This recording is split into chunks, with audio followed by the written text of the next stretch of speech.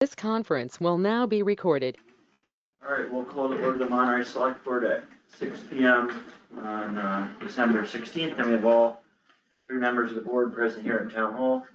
So we'll get right into it with the first order of business, a conservation restriction through Berkshire Natural Resource Council on Fern Mountain Farm, Nominee Realty Trust.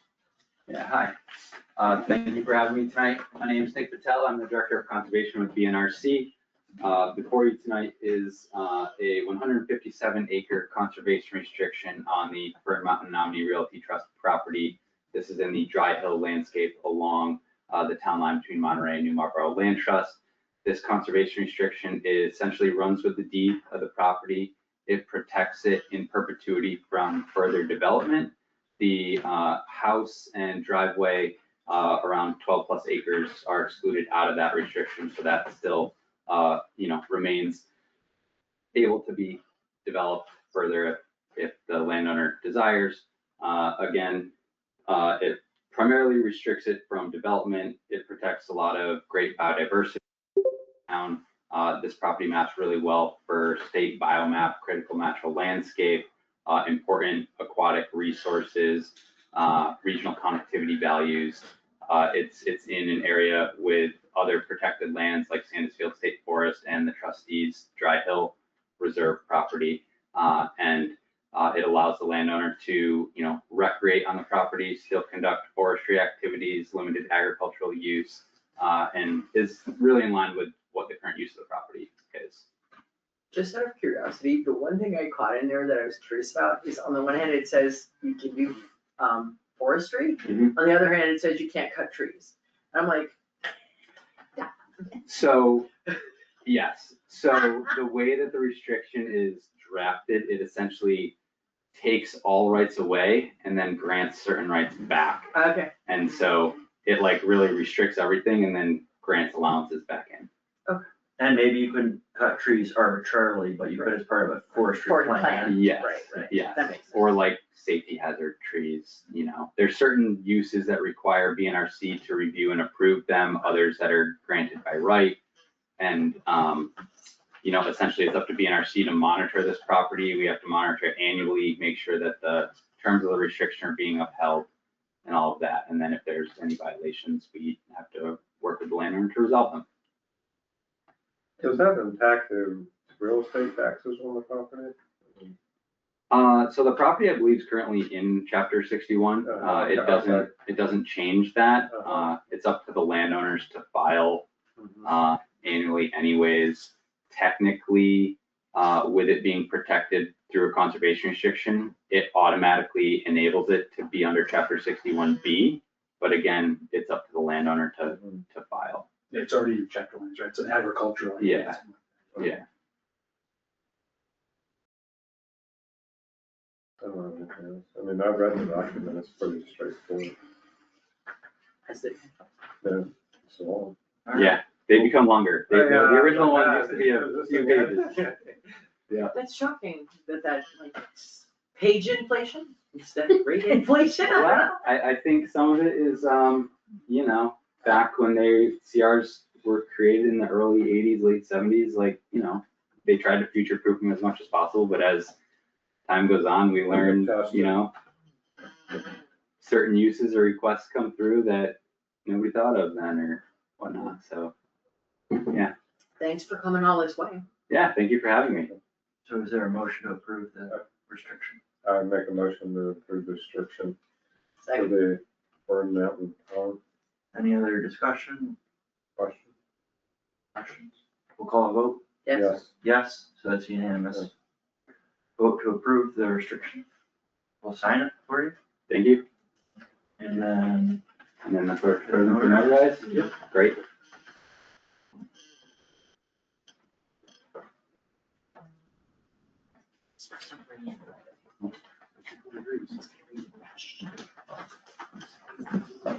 We'll be back on.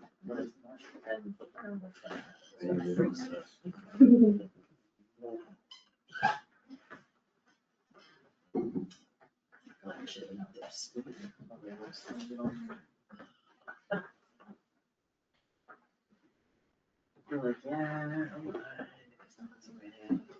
But you won't say that if it commits and then freezes. Yeah, it will be not fun. Later in the week, you might. It's supposed to rain Friday. Yeah, what's the weather after that? And then it drops again. Exactly. I think Saturday is gonna be. That's very predictable. I'll be in the city, Neener. 31, low of 18. Saturday, When? Saturday. after the rain. Hopefully. Yeah. Stay home, put a lot I of was just salt gonna on say, your let's, driveway. you and I will not leave, Howie. No kidding. I think the roads are gonna be slick.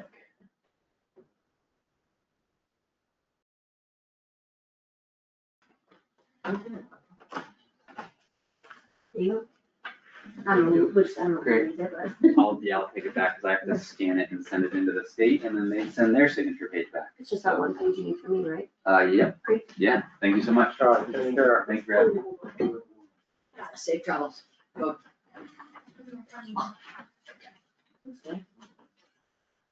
We got a check for CDBG that we need to accept or discharge the mortgage, really. Discharge, yeah. Yep. So it's, Carl Finger's property up on, 30 Mountain Rural Road. Yep, so it's pretty simple. There's a check that came when it was discharged and we have to sign this. It's actually just Justin's signature. And the check was for $25,686. So how does that work? They were loaned money to do something and Home then, improvement. if they sell it before a certain amount of time?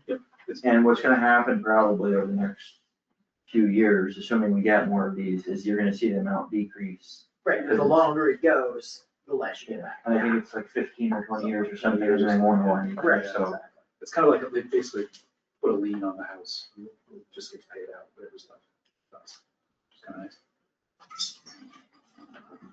And, Is that the page you need? That's it. We don't have to be two. Can I actually make an additional request? Could you actually re-sign this page because it's single-sided? And sometimes the registries can be a little. Yeah. Uh, Yeah, they've been sticklers recently. Yeah. They've been looking to see if it's actually signed Yeah. with a pen, they've been feeling the back of it as opposed to just a copy. I mean, we've definitely gotten away with like crossing out the double-sided in the past, but sometimes Yeah. they're a little more strict than others these days, so. I used to sign with a blue pen, but it doesn't work anymore because you copy things, that, you know, there's copy. Yeah. But I always did blue pen. I think it happens. well, we have to say the words. The responsibility. Discharge the. Discharge the lien. So, let's say, you have to read that thing. Direct. Yeah, this is on the, that's on the front. Pardon? Oh, we got this. That Oh, one, yeah. That's on the farm. She has to redo the bottom. No, but we're talking about the CBDG, see, whatever, whatever that darn acronym is. CBDG, I don't know. This ain't no disco or CBDG. CBGB. CBGBs? All right.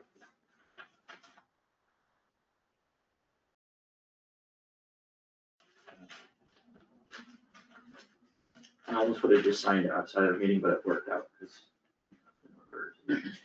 Yep. All right, just wanted. We're just acknowledging Never heard that. Yeah. Better that than we didn't, we have to do. No, it, I know. you That would be annoying. Oh, I forgot to bring the license too. Thanks for knowing me. Voter in the town.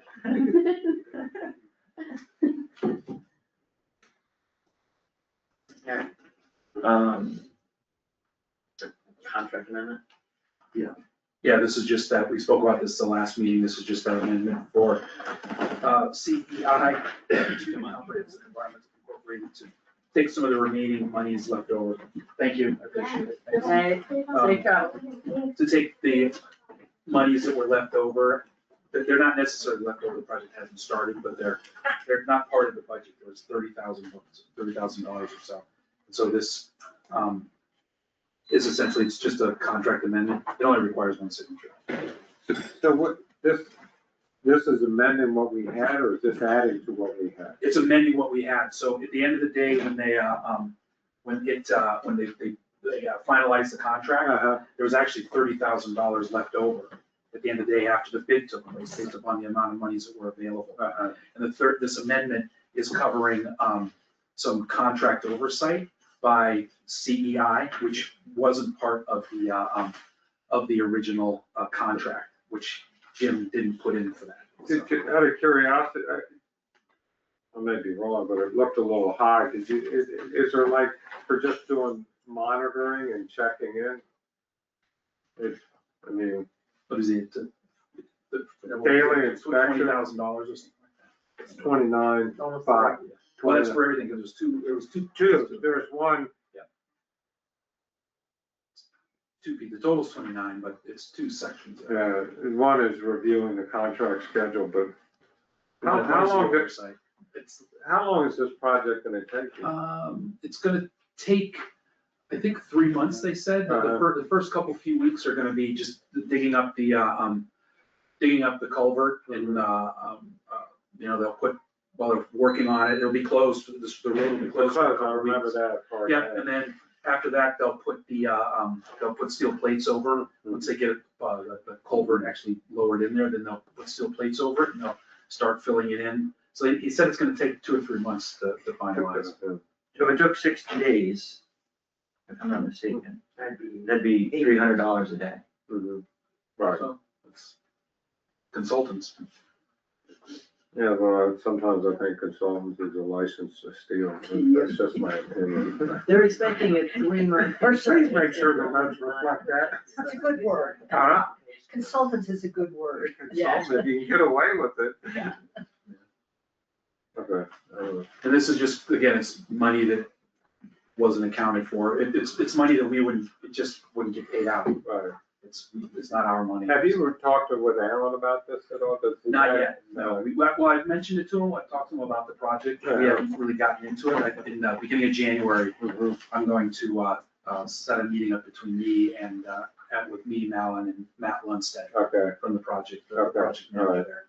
And they're thinking they'll start in what, March or something? We're talking April. April. I remember. I think we're gonna try and work it around the school, because they have the week off. but I think it's, Yeah, because it's. first week, isn't Easter the first week of, Yeah, it's- but on school breaks don't typically go by Easter. now. yeah, so we're gonna find out when that school break is and then probably start the project that week. And then, that way it'll only be a week of disruption.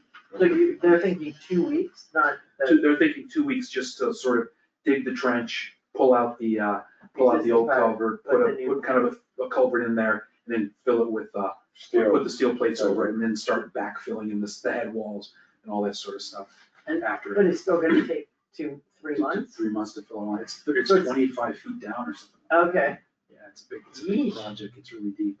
Yeah. It's right at that curve, right as you come down Sandisfield Road. Yeah, yeah. Right there. Yeah, it's really deep there. I'm sorry, it wasn't. So I signed that. Thank you. We'll get right to Peter. Thanks, Peter, for coming. Yeah, Give an update on the Renewable Energy Working Group. yeah, sorry I'm late.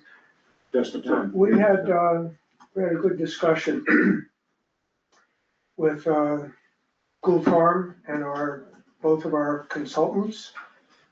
And I originally wanted to be at this meeting in order to do what I can to be sure that we don't run out of funds to keep our project alive. We only have $1,600 left in the ARPA grant. And as I understand it, there's going to be a January town meeting. Mhm. And I had been thinking to propose a warrant article to raise and appropriate funds to continue, which I asked for an estimate from Beacon. And Beth Greenblatt promised that she would do that before the time of this meeting. But she had an emergency medical situation at home today, so I don't have any document to share or any number from her. We spent most of our $15,000 meta grant over the last couple of years. I think our group has existed for 3 years now. And the first year we spent getting grants. And so I think it's approximate that we've spent 15 each year since on consultant. We had a total of 30, 15 from DOER and 15 from the ARPA funds. We've got $1,600 left, and we had $1,600 before the DOER grant timed out on us. However, in our discussion, you know, we've been a little disappointed in the recent communications with HESP, which is the developer that responded to our RFP for the landfill. Not totally convinced that they're really on board with doing everything that needs to be done for the project. And so we had this meeting with Gould Farm. Back up, Beth had a meeting with HESP maybe last week before we met with Gould Farm to see if they were fully committed to the project. They assured her they are, and we're still a little skeptical. They don't seem to take seriously the complexity of the deal that has to be made with National Grid, given the circumstances of this substation and the fact that any power they generate will be limited. You know, they won't get the full financial benefit, all the power they can generate. So we're still a little bit reluctant. And when we met with Gould Farm, thanks to Chris Adoon mainly, we've understood for a while that the tail is wagging the dog, that Gould Farm really has the scale that's attracted to a developer. The landfill project is relatively small, so we've understood for a while that we're really dependent on Gould Farm and for HESP's full-on commitment to both projects. In the meanwhile, Gould Farm has re-landscaped their gravel bed, which is behind the town property that we're talking about putting the array on the closed landfill. And I don't know if any of you have seen it, but it's a remarkable transformation. It's like sculpting with tons and tons of earth moving. It's slope, shelf, slope, shelf, slope, shelf, all the way down to the single remaining part at the bottom where they're still drawing gravel.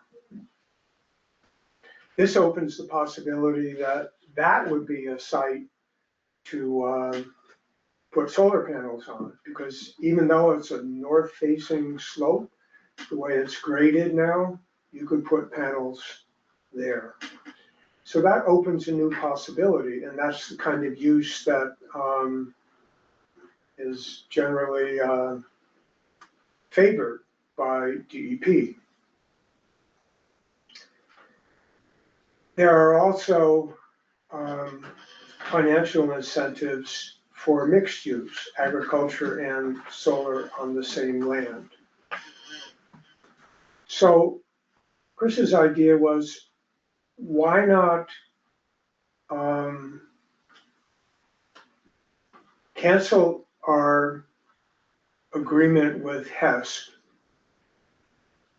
put out the Cool Farm project together with the landfill project to bid. Hess was the only developer to respond to our RFP for the landfill. And there was, at that time, indications that Gould Farm would want to have an adjacent project on their land, although there was nothing certain about that. Now Gould Farm seems to be full steam ahead to develop a solar array on their property. In part, they want to replace the steady income that they got from selling gravel. So they have combined motivation, and the town also benefits from the size of an array on Gould Farm property because the asset is taxable. So the town gets some benefit from a large-scale array on Gould Farm property because, we have a long-standing pilot agreement with Gould Farm, or pilot relationship with Gould Farm. And that would continue, but also we would be getting revenue from the developer based on its asset. So, our projects align in a way that might attract competitive bids. So the thinking is, what if we hold off with HESP, tell them that we're putting it out to bid, and if that kicks them into gear and they want to compete for the project, great. If there's another developer out there who has experience with agrivoltaics or experience in Massachusetts with National Grid, maybe they would make a better bid. Can I ask a quick question? Let me Sure. finish first, because the whole okay. situation has changed just in the last 48 hours. There is a clause in our RFP for HESP that provides that the developer will pay administrative costs incurred by the town in, consultation, legal fees, stuff like that, in the amount of $15,000. So if in this changing scene, HESP decides to go ahead or provides a winning bid, if there are other developers interested now, we have access to that $15,000. If HESP decides to bail, then we don't have that 15. Our consultant has said that she will talk to another developer with whom she has a relationship and experience, and this developer has experience and interest in agrivoltaics. So we might get a sense after she has a conversation with them whether this is a project that would interest them. So there's suddenly a bunch of moving parts. We don't know how the chips will fall. I don't know when the deadline is for an article on the warrant, if we choose to seek a town vote on further funding for the year. When is that deadline? We were, a couple weeks ago, we were like, Okay, yeah. so we missed it. We're not doing any money, actually. Pardon me? We're not doing any You're money. not doing any money. Articles. Mhm. So the next money Mostly for article May. town meeting is regular town meeting in May. Now, there's a way that we can make those funds available immediately after town meeting, rather than July 1. Say that again? We can make the funds, if we vote on them at annual town meeting, we can make those funds available immediately following the town meeting rather than July 1. By default, most monies are available the 1st of July. But if we're aware of this, we can make them available. It would be May, the first or second week in May, that they would be available. If that's the situation that we end up in. Couple Okay. months sooner. Good to know. I didn't realize that the deadline had passed. We're actually signing the warrant, so we can go to the printers tonight, theoretically, hopefully, Maybe so. either today or in a week. But and we have we don't even have free cash certified. No. Which is, it seems late. It's late, We've yeah, already yeah. gotten it in like late October. It is late. Okay, well, My 2 question steps was, forward, 1 back. my question was this, I think I thought the original RFP was for the combined project, but it wasn't, it was just for the Monterey closed landfill part of it, not for the Gould Farm part of it. We would not have any authority to speak to Blue Farm. Oh, well, for sure, that makes sense, but how would we do that now, then? We don't. I mean, we're not, But isn't that what you were talking about, doing a combined project with them? that would be a new undertaking. Right, but if we did it as a new undertaking, we still wouldn't have the authority to do an RFP for them either, how would that work? I don't know the answer to that. Okay. In any event, there will be 2 entities engaged with National Grid. There will be two separate accounts. Right,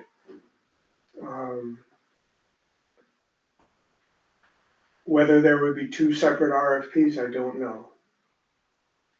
Okay. But at the time that we put out our RFP for the landfill, I don't believe Gould Farm was, I mean, we had taken steps in terms of the vote for zoning, you know, for contiguous properties with an array that crossed the boundary. You know, we got that vote, so we were able to tell HESP that there was a good possibility. We had taken steps and received, you know, approval from voters in town for that step. so we can only do our part of it, is what you're saying. As I recall, it was just the landfill. Okay. And then subsequently, as Gould Farm increased their interest in developing a solar array, they hired a consultant and they engaged with HESP separately. Because they don't have to, they don't have the bidding process that we have, so they could go right with HESP right off the bat if they wanted, in that sense. But they were, Lizanne was very receptive to the idea that, the idea of getting some bids, not just going with HESP because the town was going with HESP. Would there be any drawbacks to withdrawing from our current? Well, we lose the access to the 15. That's one. Is that the only? Well, Might delay things. you know, there's this uncertainty about the rigor that HESP is going to bring to the table in negotiating with National Grid and recognizing that there are a bunch of steps for the municipal array to come about. You know, once there's an agreement between National Grid and HESP to, you know, contract for the solar power and to bring the 3-phase to the connection, which is, you know, down Curtis Road, half a mile. Once all that is ironed out and HESP tells us that they're in talks with National Grid, but we don't have any evidence of that. Once you get to that stage, then DEP approval kicks in, and they have a time frame for their approval, and everything gets pushed down the road, and commercial solar developments under the sunset, under the cancellation of the tax benefits that were enacted in the summer of '23 under Biden. Those are going to disappear in June of 2026. So all these timeframe issues have consequences for a commercial developer. Has assured Beacon that they have plenty of assets in reserve, that is to say panels, so they're not under the gun to buy hardware before these tax benefits expire. But a commercial developer has to have a certain percentage of a certain measure of progress on any project by June of 2026, and then they have a wider time frame to complete that project. But there's a sense that they're not really acknowledging the pressure that they're under. Not from the point of view of being prepared to engineer or equip or install an array, but from the point of view of having various permitting steps that have to be done on a schedule. HESP does not have agrivoltaic or extensive municipal experience in Massachusetts. And I don't think we want to be their learning curve. So that's the latest. We're basically out of money at this point, and that's certainly going to be a factor, because a lot of what has to happen will happen between now and May.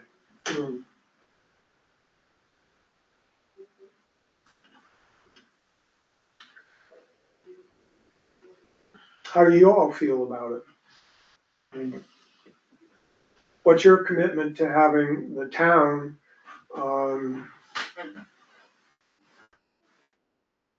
have a community shared solar asset that they are responsible for, either in terms of a lease for a developer? I mean, it's just something that this little working group is doing on their own? Do you have a sense of how what's happening on the federal landscape might affect a project like this and the developers that would normally go forward with it? Because this administration has been very clear that they don't support alternative energies at all, electric cars or any other electric-based technology. I mean, they're really anti this. And I'm just wondering what, like, if they got all of the institutional support from the federal level for photovoltaics, what happens to a developer like HESP? Everything becomes more expensive. And it probably becomes not viable as a commercial operation, I'm assuming.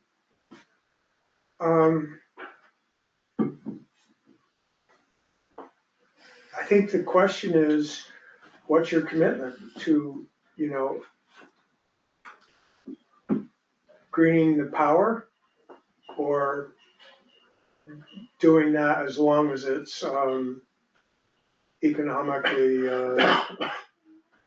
attractive? I don't know I didn't perceive that it was about my commitment, because if no developer is willing to go forward, that's not something we have control over, right? If it becomes not economically viable for the people who install and run the systems, what, like, how can we, as a small community, what you're suggesting, we like get a group of humans together to buy the panels and install them ourselves? Like, how would that work? Well, so far, it seems to be working. You know, there are questions because so much has changed on the federal level, but HESP is telling us they're fully committed.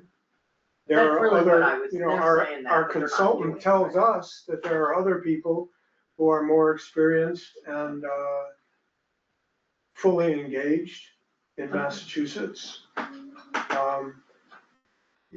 No one in the working group is saying, oh, well, we're screwed, you know, the federal government is making this difficult.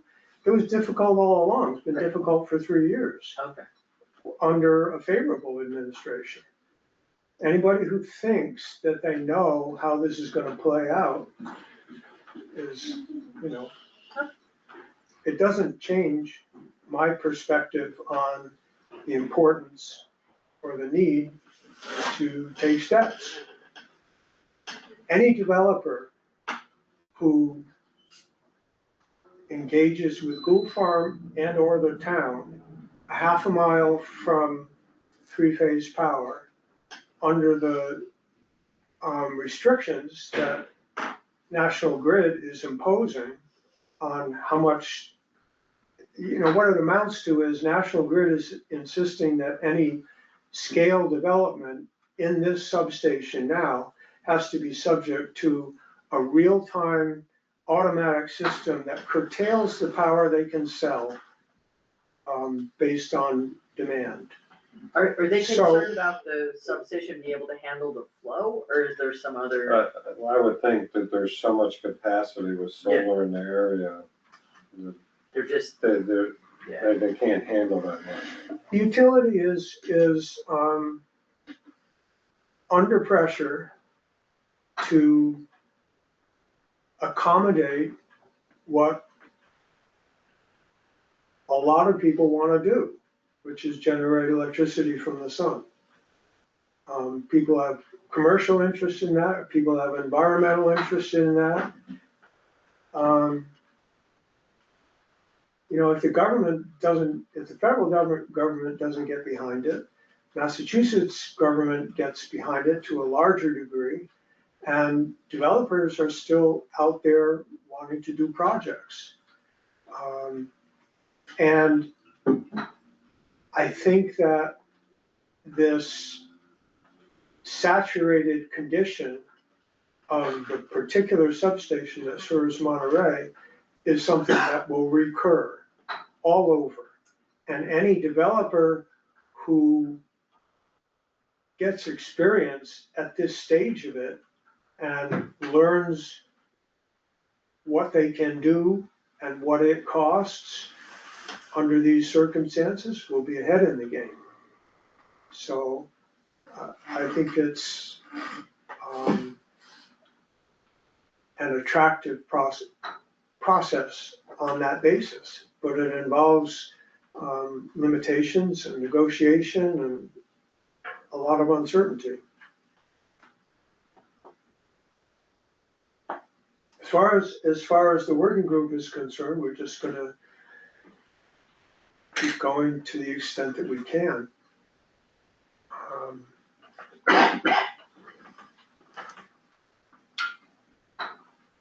How it will play out in terms of funding, right now, I'm a little uncertain. We need to meet as a group and talk it over and figure out how to keep the project alive. Do you have access to that 15,000 from HASP as long as the contract is still viable? Like, do you have access to it now?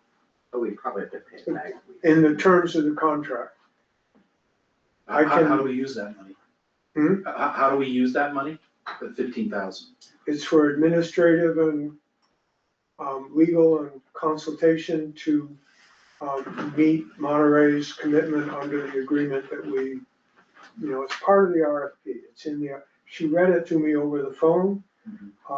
She said she would send it. I haven't got it in my email yet, so, I mean, she's having a difficult day, so.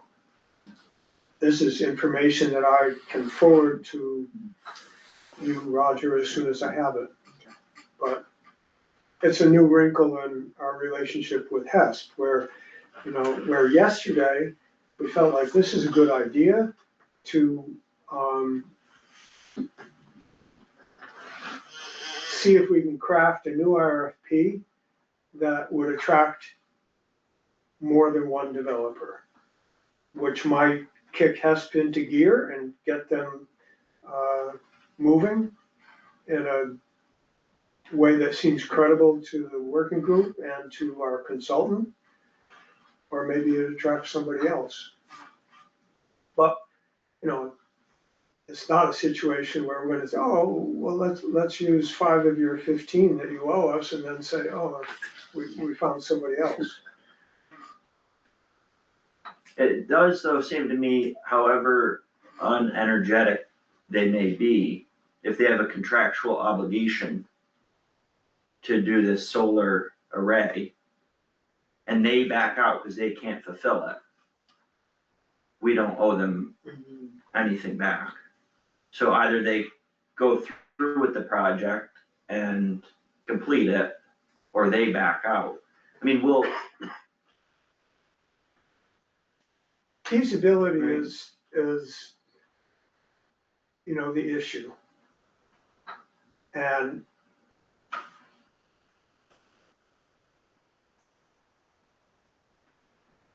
HESP responded to the RFP for the landfill. And as I understand it, what that requires them to do is figure out if they can get a contract with National Grid that satisfies both parties. If the limitations imposed by National Grid make it not viable, I think they've done their due diligence to meet the terms of the RFP and say, we can't do this.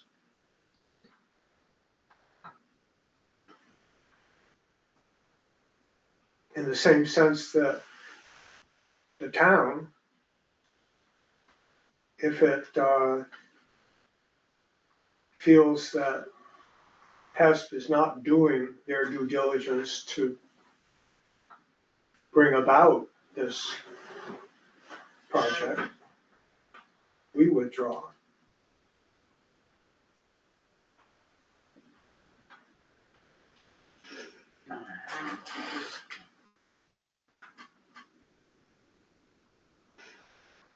Anything else?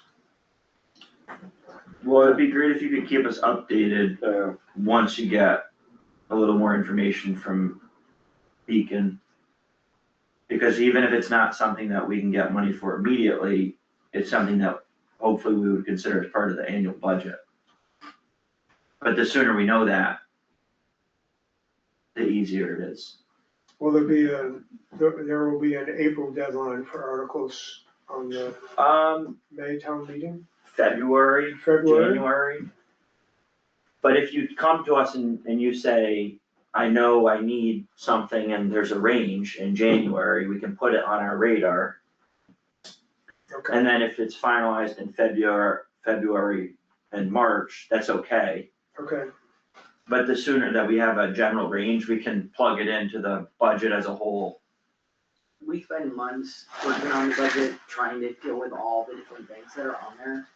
I'm sorry, I can't hear. We spend months, right, working on the budget, trying to deal with all the different pieces of the budget and balance everything. So the more we know about what the big things, the unexpected things on there are, the better job we can do of making sure that we can figure out, put all the pieces of the puzzle together in a good way. Okay.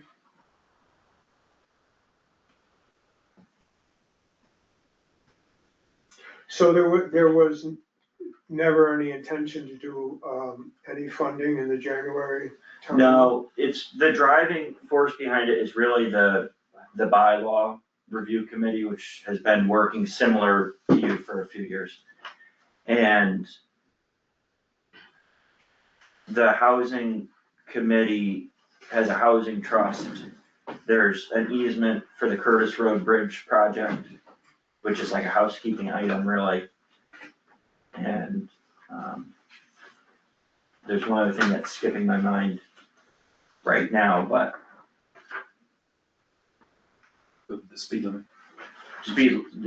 the speed limits throughout town to try to make typically settled areas 25 miles per hour rather than 40.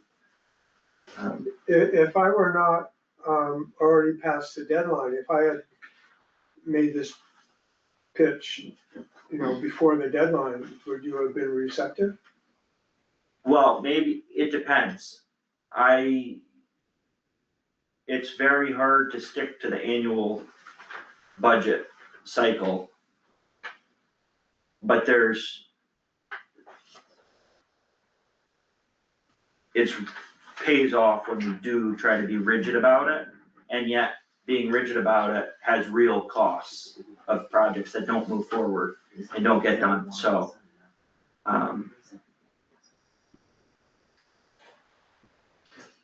This is a really compelling reason to make an exception, Well, that's good to hear. but I hadn't had that sense before. it's hard because there's always people mid-year that need money for this or that. If what you're saying, as I understand it, is that there's a push to get things done before an incentive runs out in June. Yeah.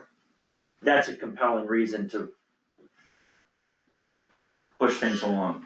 I have a sense we may not sign the warrant tonight because there's a couple of last second hiccups that have come up. If we don't, and you get some information as soon as possible in the next few days, and we can put together some money, I think that you have a compelling reason, but I don't like to say, yeah, we can do that, and then have to walk it back.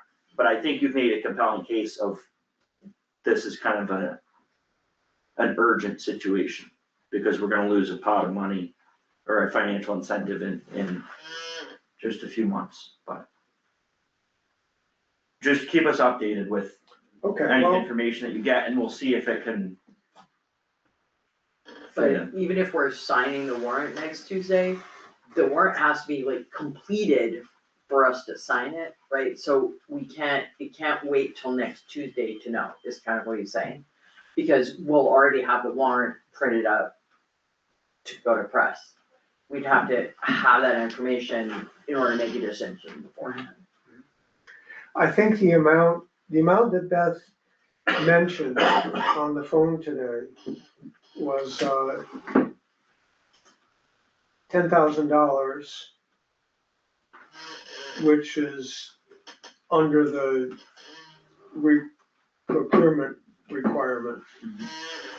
I'm not sure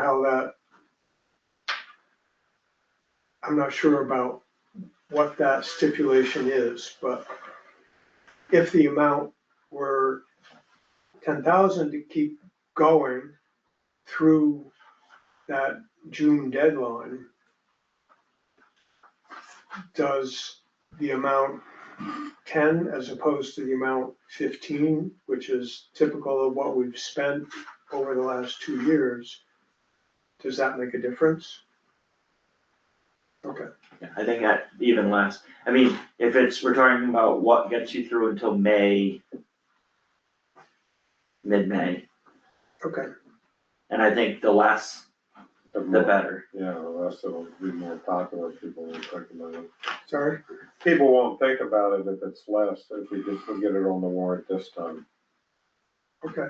If you tell us, we need $5,000 just to keep this solar project moving along because we're losing a financial incentive in June, is very different from coming mid-year and saying we need $15,000 for solar. Okay.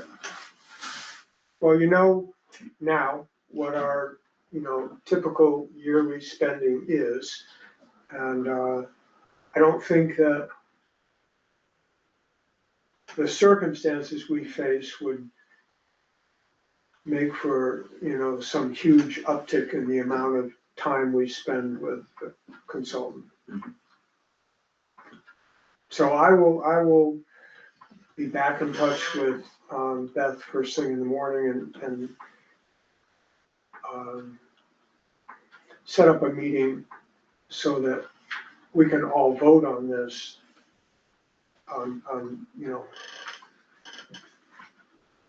as soon as possible. Thank you. All right, thank you, Peter. Good, sure. Thank you. Next up, special town meeting warrant. So, Did you print out copies? I do have a copy. Yeah, let me see. So, one thing is the date, and at first I thought, when Roger said that there was a Knox event, I thought it was the event going on in Hillsdale. But it's an event going on at the library and the Bidwell House. That's right. And it's a big deal. It's like the whole day and then some. I know. So, The and it's, problem we've got is that, like, I actually, because we had said the 17th. Yeah. I'm supposed to go to New York for the weekend and like, I was like more than $3,000 to not don't do go. that. But, Yeah. but if we did it at 9:30 in the morning instead of 1:30, Mhm. I could do it. Well, it doesn't have to be the next Saturday. It can be,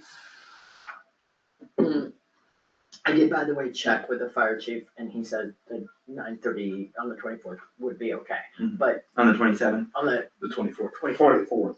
I'm looking around month. that's okay. I understand the problem.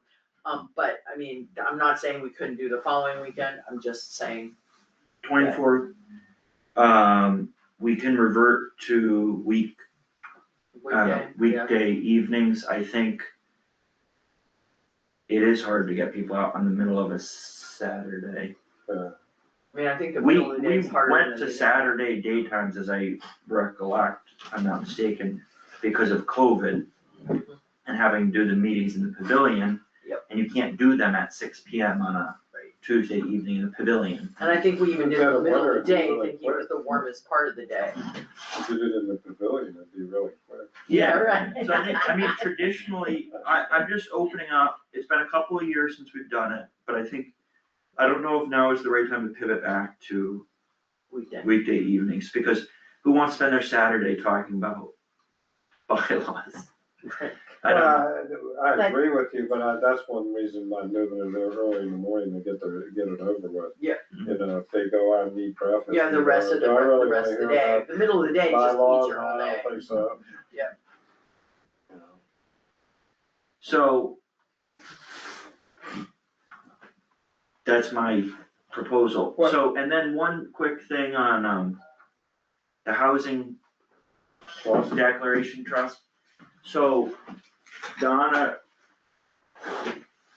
remembered that because we're not simply accepting it, it has to be a bylaw Yes. Because it, instead of merely a declaration of trust, but it's still a bylaw that insinuates a declaration of trust. So Why did she say we had to do the bylaw? Cause I thought we had two options. Yeah, so we have. well, Ken the issue, said, these are the options, this is how you do it. But Donna said there's only. Donna said you can, Roger actually spoke to her, but this is how I understand it. You can do the declaration of trust simply, maybe, but you can't modify anything. right, it has to be exactly as it is in the statute. Ah, And so, one of the issues is the statute has 16 powers, so part of the article, Do you have a copy of that? So Article 4.1. Sorry, That's okay. so Article 4.1 is powers. We only have 12, and the statute has 16. gotcha. So we would have to go back through, and so there's been a modification to the statute, which you can do, but it has to be through a bylaw. So the bylaw states that we're going to create a declaration of trust, but we don't lose any of the flexibility of the financial acceptances, the financial flexibility that we spoke about between doing a true bylaw a affordable housing trust versus a declaration of trust for the affordable housing trust. We can still go, they can still accept money, they can still buy property or accept property as gifts. And it doesn't require an annual town meeting or a town meeting to determine what to do with the money. Whether we do it by bylaw, establish the trust by bylaw Yes. or by whatever the other means, whereas we still have that ability. is what you're Yes, saying. yep, that's what she told me, yeah. 'Cause And what is the advantage of doing it by bylaw then? we have to do it by bylaw. Oh, because we don't have the 16. We don't have, we It's aren't. not exactly as written in statute. Yeah, we didn't write, they didn't go in and vote, okay, we're just gonna accept the statute as a statute. They went in and kind of Right, grabbed some other statute, or grabbed some other, the Affordable Housing Committee, from my understanding, they went and they got some examples and then kind of created their own, which right. fortunately or unfortunately, So what does this mean that we gotta do? Well, I think the housing committee is meeting on Thursday. tomorrow, I believe they do. Tomorrow. No, is it Wednesday or Thursday? It's the Thursday. 17th. So I think it's basically fine. It gives them the flexibility that's desired. But between that and the date, if we're available, are people available next Tuesday? Yeah, I'm available next Tuesday I wonder if we should just meet next Tuesday to do the work. to do the warrant and also the town administrator evaluation. That could take all night. I'm not expecting it to. So he Only thinks- because of this, only because of this, because of the two, could we sit down tonight and agree on a date and say, we're gonna do a bylaw because this is what town council says we have to do, we could. Is there pressure to? What I I do can do is think we I- should pick a date. I would be Well, let's pick a happier if we like either picked a date. Well, Well, do you wanna do Yeah, Saturday? no. I don't wanna interfere with, I'm fine with doing Saturday at 9:30, as long as it's early enough in the day, because we can't leave Friday anyway. As long as it's We early can enough in the day, I originally- can make my theater tickets, which I paid for, I'm okay with it. I totally understand. So we don't wanna move it back a week to the 17th, we're really. Because it's gonna conflict with knots, we can move it forward to the following week. Which is, God knows what will conflict There's then. Friday, Saturday, and is it January Sunday 31st? events for the Knox? I don't know. I think there's Friday night and all day Saturday, like. And a lot, I think it is. Oh, I Sunday, wouldn't too, it's put it Sunday. on a Friday.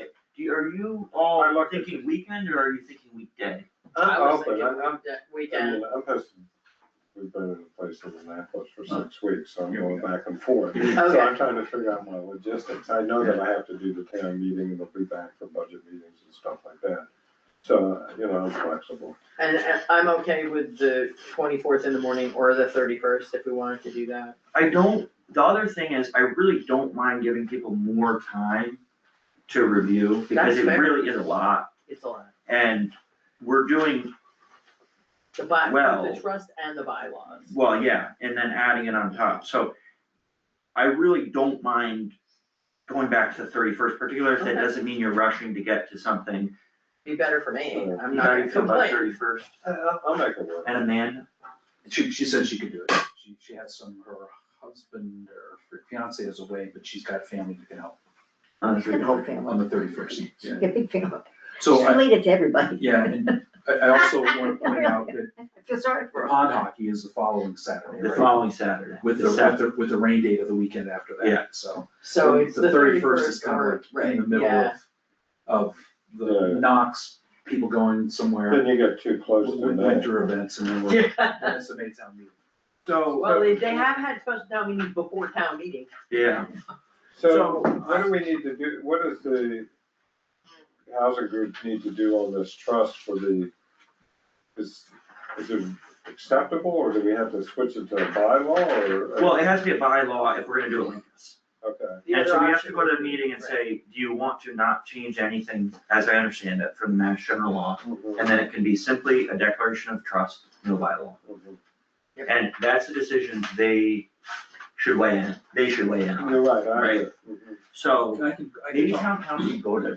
I was gonna just say that, I was gonna say, I can talk to Donna and ask if she can be there, it's a 7 o'clock meeting, That's a so great idea. if she can be there right up. I just don't feel right, Yeah. as certain as we may be, when we discussed with them that it wouldn't be a bylaw, to then go, and even if, Because we have it in here as a bylaw, so they I need agree. to get on board and come up with the other part. It should be done at their, Or maybe they'll look at the MGL and say, you know what, let's just adopt that as is, why not? Like, yes, but they should have the opportunity, I think so. I'm gonna have to go look up what it is to find out what the other four are, because I'm curious. yeah, Mickey. Question, are you going to have a, pre-meeting, like you are About the going to have? bylaws, The definitely. bylaws and. I don't know about the trust. Yeah, David, so David has been planning this, I think the 7th of January. I think that's I what they forget the said. date, but David's been on top of having a date He's for the gonna have, bylaws. okay. All And right, I just wanted to make sure of that, because I think that with all of this very confusing things, it'll help it work faster. And hopefully the housing committee will do the same. Right, and if they could do it at the same time, like make it a little bit longer meeting. Maybe, maybe not. It depends, like the bylaw thing, depends who goes, that could be, or nobody could show. Yeah, no. I mean, So they're that's only always taking the- one person. You never know. It does help people that are really interested, if there's 2 or 3 people that are really interested, Mhm. and they go and they learn about it. Yep. And they can explain to their neighbors. Yep. And then at town meeting, they can have a more informed participation. Right. It only takes a few Meetings are great. people. But I mean, if they could do it in one time, then people will go to both of them, otherwise they'll say, I'm not gonna do 2 of these things. Fair. It gets a little tedious. So, this is 24th, because we already knew. So we're gonna go Saturday, January 31st at 9:30 AM. Yeah, I prefer the morning, Me so I have to too. come back. Does your car drive itself? God, You got that Tesla. I know, Yeah, I right. Sleep during the Might day. lock you in while you're, but hey. it's not I right. raised my son, real quick, my son-in-law's father has it. He goes, I'm too old to drive now. I just put it on automatic and I go down the road, my wife's yelling at me as I look around, she's messing that she's never seen. Oh my God. I can't even. Okay, so the town meeting is gonna be Saturday, January 31st at 9:30 AM. You gonna tell the moderator? Yes, I talked to them just before the The meeting. the moderator and, the 9:30, firehouse and perhaps, the moderator. Hey, Michael. Hey, Mike. I just talked to the moderator, because I don't know what the moderator news comes out anymore. I don't It's know very that. confusing. if we're definitely sure on the 31st, I'll send an email. Well, as long as Amanda's good, and I think my father's basically confirmed. Because we have until the 20th, the 21st of this month. Oh, Usually- yeah. Usually send it, so. So, and we can just tell people about the Knox event, which is awesome, and they should attend that on the 17th if they were No, saving it. For some reason, it never crossed my mind. First of all, I didn't know the Knox event was gonna be so huge. I wasn't really paying any attention to it. I knew that the meeting was gonna be on the 17th, but the two didn't cross in my brain at all. I think we're really queued up pretty well for Tuesday to sign it. The one thing will be the housing committee has to reconcile. I have one other issue, which is that I thought we had said we were gonna put the bylaws in the mailing. I know, I I used to don't be have a to. stickler about that, and I'm just. we sent out a couple of really long warrants, We did. and I don't know that it's even helpful. Mm, And I like having it there, but it would actually be like 30 pages. Yeah. I know, here's what concerns me, so we don't send it out, and people show up not having read it, and then we give them a copy of the warrant, and it's not in there, and they're voting on it. So what's Yeah, gonna but happen, wait, what is sure. gonna happen is, after we sign the warrant, Roger's gonna put hyperlinks on the town webpage Okay, and do an email blast through the town webpage that says, here's the warrant, and also, here's the documents, the bylaws. Can we print some up and leave them in here? There's gonna be in town hall. And how about transfer station? You do that too? And the library. I think, In the but library. the I highlight like- should be in here as well. Yeah. I'll allow them. That's what that little. Huh? that's what that I'll little thing is. allow. You'll charge us 10 cents a copy. so, and I, originally, I thought, you know what, we're just gonna We're print not it allowed to all, charge we're just for it. gonna print it all. No, revenue. It's a lot. It's a lot. It is. We've had it in the past where it doesn't even it can actually, well, if you do the track changes in the old, because we also need to make the old bylaws available. Yeah. So we're not gonna, Although, which one? so anyway, Yeah, this really. is what we're doing. So we have to make sure to get the documents out there, shove it down people's throats, but I think digitally instead of. I'm okay with it, I'm just concerned about the number of people that don't go the ditch. I'm not the only one. You're not, the Well, we'll have it in hard Oh, copy. I think We'll have it in hard copy, and see, we know you'll get the hard copy and read it. Yes, I will. It's here, you send a few reminders out, I think. Yeah. Okay. People that don't wanna do electronically will stop by. I think we just have to make sure we have some copies of it at the meeting as well, because there's gonna be people who show up and. Another thing I talked about with Roger is we have to, when we say it's final, and maybe we can count the one that David just sent. When we say it's final, that's fine. So when the clerk, the town administrator, website are handing out copies, they're all the exact same. And if we notice typos and this and that, they're gonna have to be amended at the meeting. Right, yeah, So, And we send this to all registered voters, households, we send it to all households. registered voter households. So any household in which there's a registered voter. So if there's a household where there's 10 registered voters, they get one. Yeah. If although the there's, householding is by person, done by people here, right? Because you can't do it, auto do it, so it prints out all the voters, and somebody has to like override and know the household well enough to send out those. You Well, know that, I can right? do that, cause I do it on in the spreadsheet, Okay, it can get tricky. as long as, I just go by the address. Because if there's 4 addresses that print out, if there's 4 names print out, it's all the same address, I usually make out a household. okay. We will meet next Tuesday then for kind of a shorter Yeah. meeting, just to do those Alright. things. That's not making you come back from. No, I'm here, It's a relief that we changed the date though, I was kind of. Yeah, no, absolutely. Sometimes with open meeting law, I don't know where we stand and it's You know such what? a I did hassle not because- blame you one iota, I knew exactly why it happened when I Yeah. saw the note about the Knox thing, and I'm Yeah. like, wait, my first thought was, did I get it wrong? And I'm like looking back to the meeting, and I'm like, it's on my calendar, it's on my calendar, I was like, Well, that was my somebody- first too, assumption. and when Roger first told me that Rob said something about Knox 250, I thought it was the event in Hillsdale. And I said, that's too bad, but Right, can't do both, we right. can't eliminate every single event. But he worked so hard on that thing.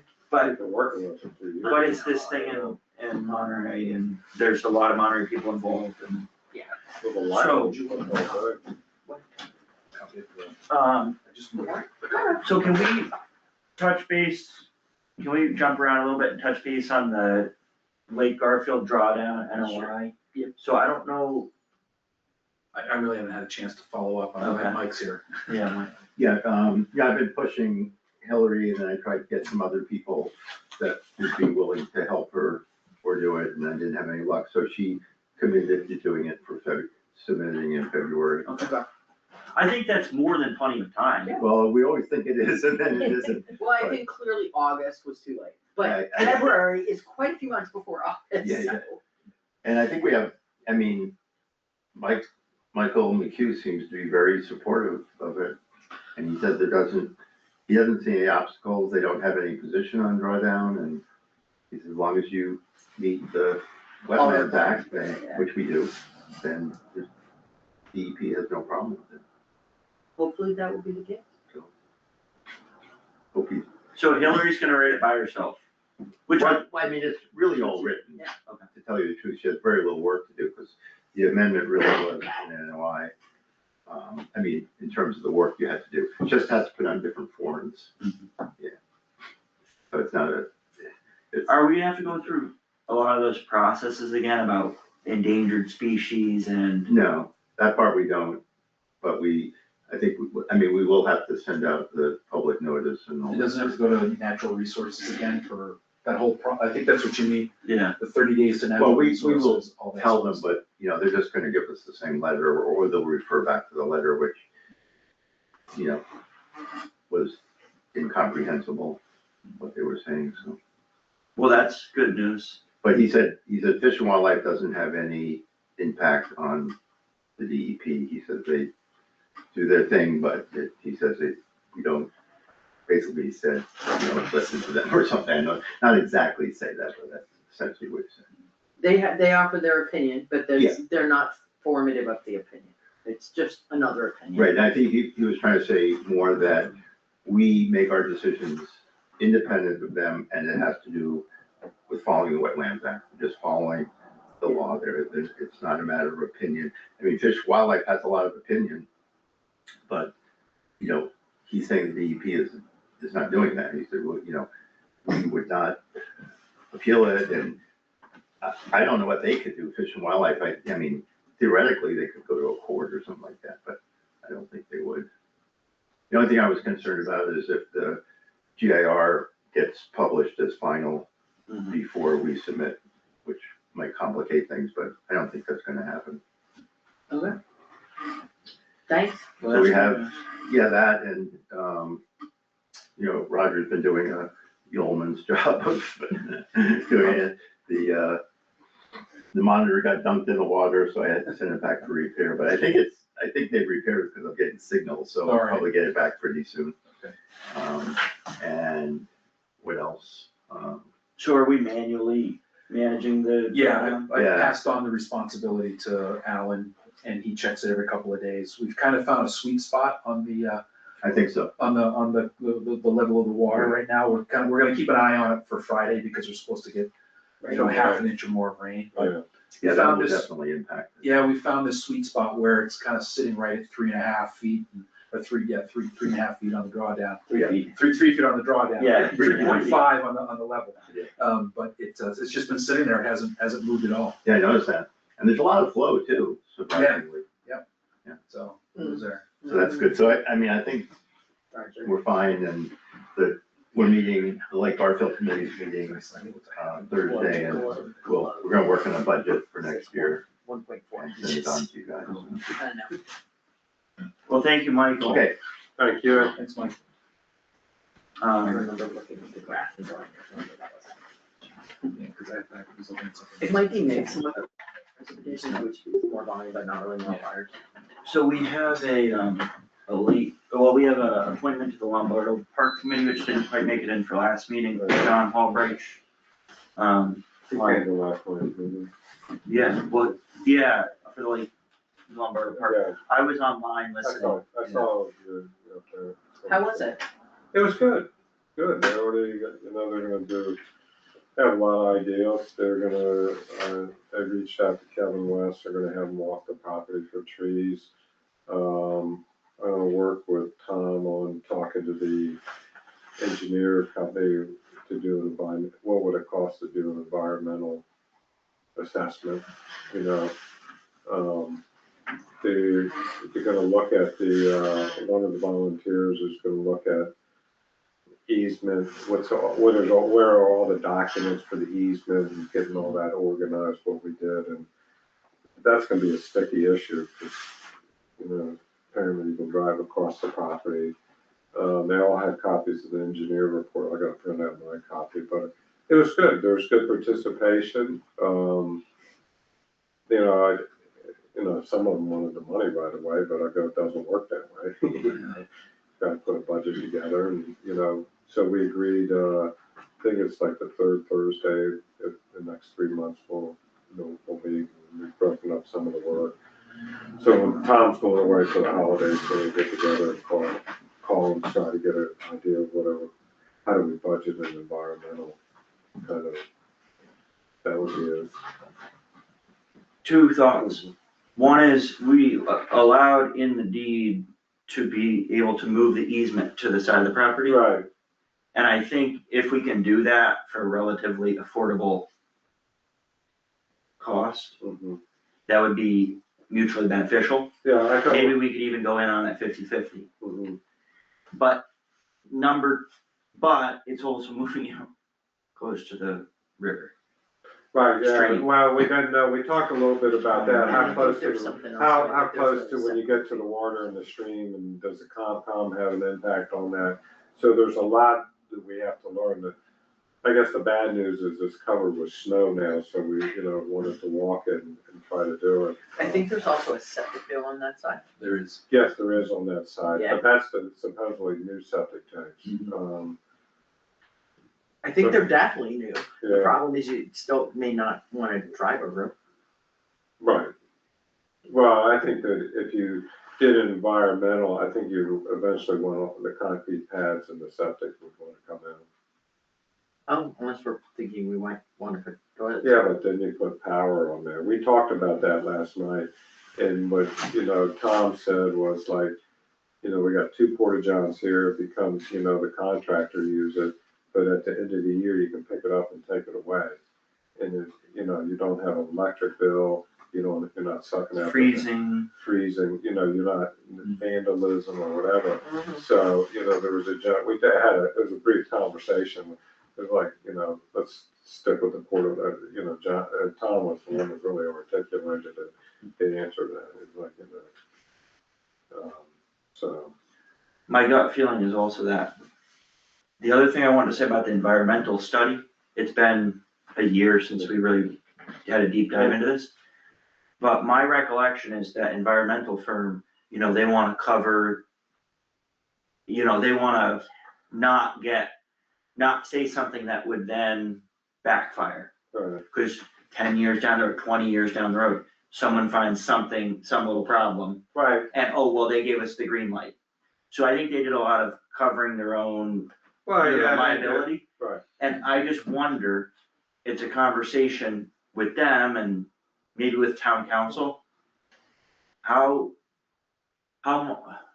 What's reasonable? Well, Because I remember at the time, them saying actually digging up soil all over the place, if you don't really have a reason to do that, and it's very expensive, there's no reason to do, that's not standard when acquiring property. Well, I mean, how hard do you wanna look for it? I mean, particularly any place where any building was built, of 50 buildings probably got lead in the ground from lead paint, things like that. I don't know, that's why I asked Tom to be in on the call so I could talk to him, because we did environmental impacts on the building. We're not looking to come every 10 feet and test for soil. You test around where maybe the concrete slabs are, I just wanna know what, from an expert in the field, that's not trying to cover their own liability all the time. No, but I what's think, actually reasonable. well, I think what I would say, identify the areas that the probability would be there. And so to me, it would be where the buildings were. But if there's lead in the ground, are we gonna go disturb it, or can we No, just no, leave you it? can do it, you get into the I think- parts per billion. I think the other question is, for me, Yeah. what's the planned use of the site? Because sometimes disturbing it causes more exposure and problems Well, than I think we got maybe it be. And if it's gonna be a park and it's gonna be in grass, unless you're planning to let kids go around with shovels digging stuff up and eating the dirt, you maybe better Well, just leave it. And that's excuse me saying that, like, I'm like, Well, you know. well, yeah, I mean, it's, if if you wanna spend enough money, you can go find problems, There's a couple of missing paperworks, Well, that, but what if we dug up the town beach? What if we dug up Green Park? well, I think You have might to find be- the same You have to be, contamination. you have to be careful.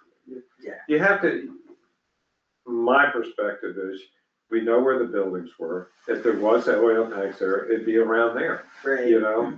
And that's where you're looking. I'm not looking to make sure every little piece of the Right, property okay. too is that, I don't, To me, the bigger thing's gonna be what we do with all those foundations. Like, the first big piece for me is we can't leave those foundations. Well, I think they gotta come out, my personal. Either opinion. they had come out or we But- fill them in, one or the other. I don't know what the best choice is, but What I'll do is, for next week, I'll make a list of questions and run it by you. We can just put it on the agenda, so here are what, what the- Well, I think, it was a great meeting, by the way. It I was. thought it was very productive. It wasn't overly long. No. And, but a lot of topics were touched on and people were sent off in different directions to kind of move. Yeah, and positive. what's her name, Valerie, I don't know, she, by the time I got home, she had already talked to Kevin West about different times to do the trees. So I think it's great, I don't wanna be backed into a corner doing a $100,000 environmental study when that's not actually typical. Right, I mean, not even I think, useful or productive. well, I for a think particular what you're project. thinking out loud is, when we talk to the contractor, this is gonna be a park. We don't envision, there's no sports fields on it, so you're not sliding in the mud. It's gonna be a park, maybe some kayak racks, something of that nature. But it's not gonna be, we're not digging out there, and right now, a little bit about the beach came up. But, And whether it could be a beach. well, they said it's actually walk out there, there's, if you can get through the shrubbery, there's actually stone or concrete path that you can carry a kayak out. But that was only on the easement for the West Street people, Right, right? I don't know. So what they said about the general quality there from the neighbors who live there is that it's mushy. Mhm. I think most of the factors are pointing toward do not do a beach. Well, I think, personally, I think the beach is gonna be cost prohibitive. By the time you go through the Concom, you remove it, you do this other. And I don't think there was anybody there who was saying like, do the beach. You can see a break in the lily pads actually where the neighbors have an easement, Yeah. but it's not in front of the town property, Mhm. if I'm not mistaken. Although there may be a. Floating launch, or launching pad. Anyway, good, I thought it I was thought great. it was a good meeting, there was Yeah. good participation, I guess what I'm saying is, I think that it might be wise to have a plan for the property before going forward with testing, because if the plan is it's going to be a grassy park, then when you approach the planner, they're gonna say, okay, here's how we're gonna deal with the foundation, this foundation can be filled in, this one has to be removed, and when we remove it, we'll, you see what I'm saying? Right. Like, I feel like that part should be an integrated part of the plan as a whole, rather than go in and do a bunch of testing when you don't even know what you're gonna be doing No, with that I site. mean, we can list the restrictions off, we can't put any fields, there's not gonna be basketball court, tennis court, Right. this, so we're not digging it up. Okay, It will probably be mowed lawn or not mowed lawn. right, and some shrubbery. Yeah. Right. Yeah, for privacy and stuff, So one of the things is an environmental red flag report. It says that we should get a phase 1 ESA study. Okay, So they kind of. members of the committee are saying we should get a phase 1 ESA. Yeah. yeah, they read the engineering So- report. Right, okay, that's fair. But does that mean we actually need to get a phase 1 ESA study? No, but I think. I don't know, but that's where this is, I think that's where some of this is coming from.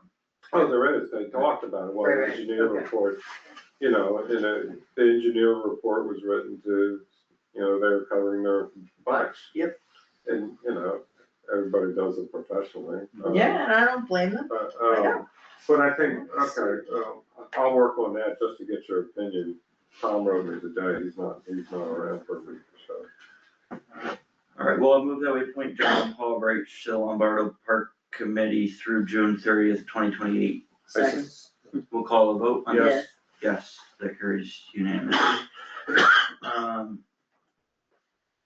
Highway administrative staff.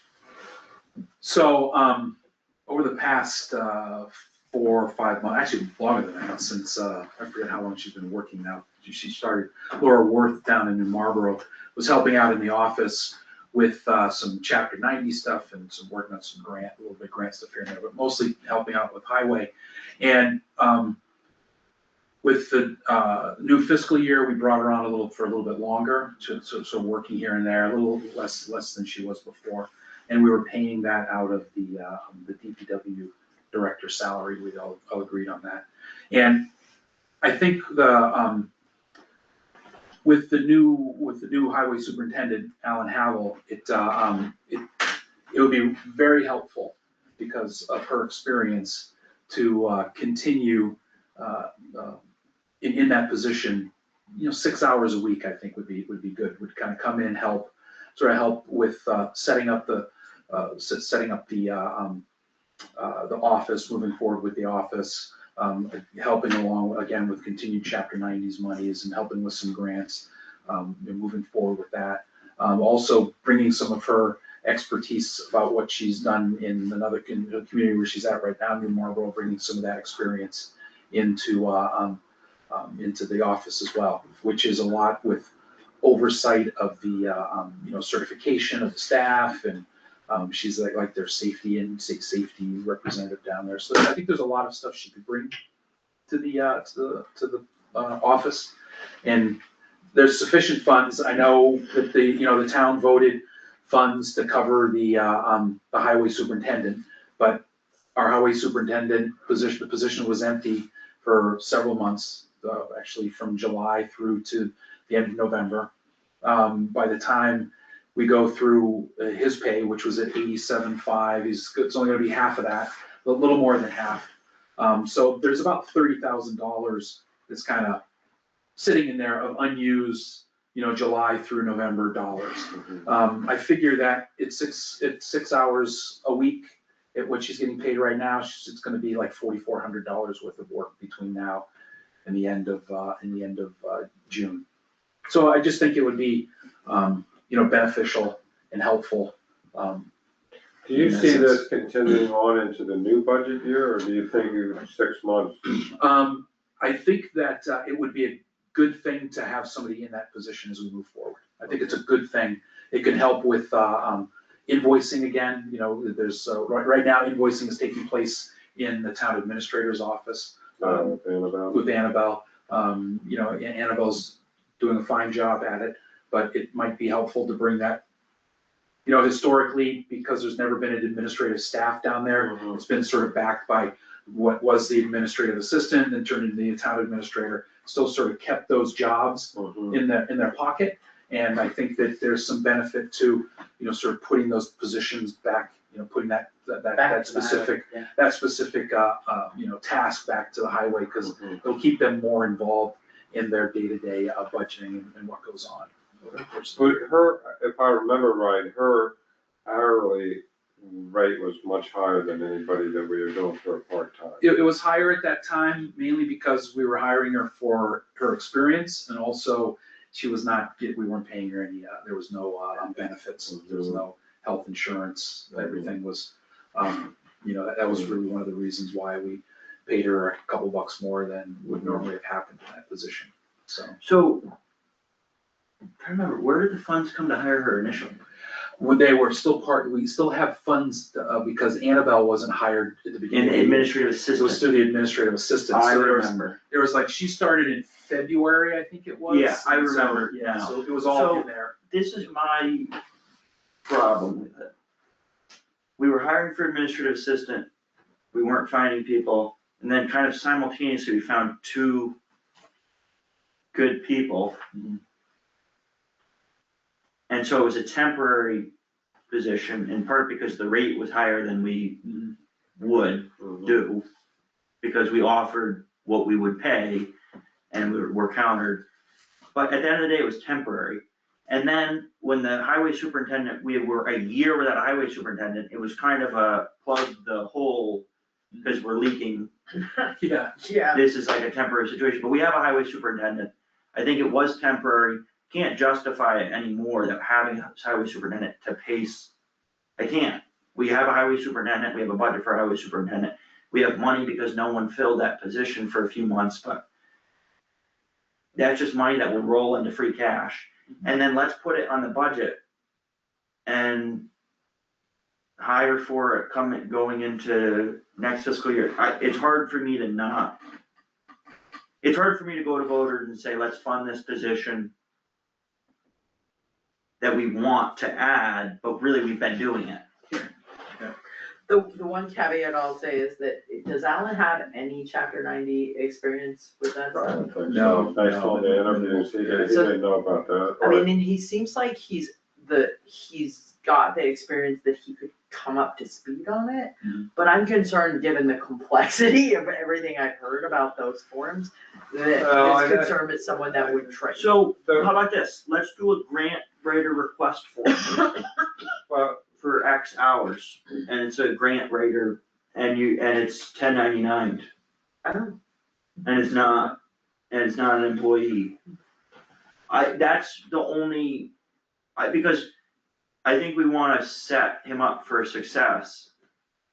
And this is valuable, as particularly interaction, paying the bills. I don't like that if the town administrator office is solely responsible for paying highway bills, I think it'd be good to have a secretary. but I think someone else can train him to do that, I mean, if he has You know, experience with Excel, he can. I know I've talked to Roger about this, because I paid bills for 2 months last year. And it's a system out of the nineties. And I just feel like we need to ask what technology, because database are there, to pay the bill where it makes it easy for the department heads to do. I mean, It's really an antiquated system. it's not adequate, I mean, it's like, Beyond it's almost antiquated. embarrassing. Well, When you got a $6 million budget and you're dependent on an Excel spreadsheet. to Frank, pay- I think you gotta go to Sheffield, Great Barrington, Lennox, and see what they do, because what if they're doing the same thing as us, because that's what's required? What if they're doing the same thing as us because nobody wants to invest Well, in with it? that, I have a Possible. question, does it go But through it's the a place to accountant or to the treasurer? Oh, I'm not saying you shouldn't do that. Yeah. I think it's a great idea. No, maybe we're Well, all. I'm just saying, if Excuse there's a possibility, sorry. Roger. So you asked if it goes to the accountant or the treasurer. Right, It starts with the accountant. okay. So I mean- we upload spreadsheets and the invoices to the But accountant. I would start with the question, because we have her contract here. The treasurers, yeah. That's the treasurer, okay. Yeah. But I would ask her, is there anybody using a database that integrates into their general ledger so we can flatland the work? I can ask them, yeah. I just There can't may- believe, there's Yeah. 300 communities in this town, or in this state, or Commonwealth, 351. and they're all using Excel, it's ludicrous, no No. wonder government gets bad news. No, and I'll be honest, where I was prior, Yeah. we would enter directly into the application. Yeah, We would enter invoices directly. in. yeah, but I mean, the cost of labor is getting too high Yeah. to sit here and at least not ask the question, explore the answer. I can. So that's a good aside, Yeah. but the matter at hand is want nothing, me to ask her it's about not about that. Is What? what? It's not about that, No, it's not, about right. Laura, it's about the highway. Well, I know, but when you say she's doing But invoices. she's not right now doing invoices. I know, Annabelle is, but we're trying to get it down to that level, I'm all for streamlining in bill pay, okay. I heard it's it. terrible. God, go do it for when you go to drinking. And I think that looking forward, it makes sense to put the invoices into the departments. It should be on the department. But the chapter 90 stuff, I like. Well, I think with particular chapter 90 and grants. Yeah. We're gonna, it's gonna be tight financially, so we're gonna always be looking for grants, I mean, I'm. So, I would like to say one thing about the departments. I think that there are definitely departments that have enough invoices that make it valuable for them to do it themselves, like, Brian does his own, the fire department could do theirs, highway. There are smaller departments where, because of our process, Yeah. it actually is more of a hassle for them to do it. The library does their own invoices, but for example, the cultural council, every month they may have a couple. Yeah. And so if they do it themselves, we actually have to because they're not supposed to upload the process, we have to do the upload. So we have to take their documents, scan their documents separately, put it in and upload it. It actually, for some of the smaller departments, and I've worked with Council on Aging, Cultural Council, and actually the parks right now. I just say, you sign it, tell me it's okay, give it to me, I'll give it to Annabelle, and it just gets in our sheets. It actually cuts a whole step out for us. But for the bigger departments, it would make sense because, they have, highway every week has anywhere from, 10 to. Highway has. but is Parks coding their bills? Yeah, well, Okay.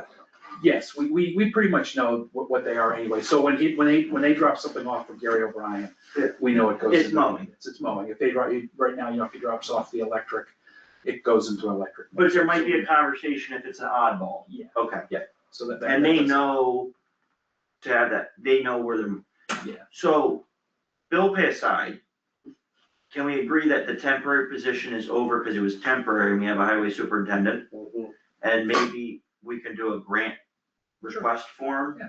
to cover some of the consulting about chapter 90 and writing grants. Yeah.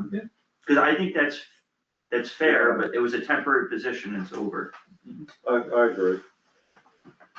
And if we're thinking after that period with helping him to come up to speed, we still need it, then we have to think about putting that on the budget. But I do think we should put it in the budget too. Yeah. Seriously, because I think, it allows the superintendent to go out and manage The road. the employees and the roads. And it's a small price to pay. For the value of. For the value. chapter money Particularly grants, has- yeah. Rookie staff now, not a rookie staff, he's got a young staff, he needs to be out on Yeah, the, agreed, you know, you can't put him behind a desk for 10 hours. and expect that Yeah, you'll get you gotta the know, results you you want, yeah. know. So on another note about the highway, just, Alan did give me a little letter here about his concerns about Pete Wilson and Sheldon and their pay. And Sheldon, we talked about this originally because the staff is coming, the new staff is coming in with essentially the same level of qualifications as he has, and they're making, 50 cents more an hour.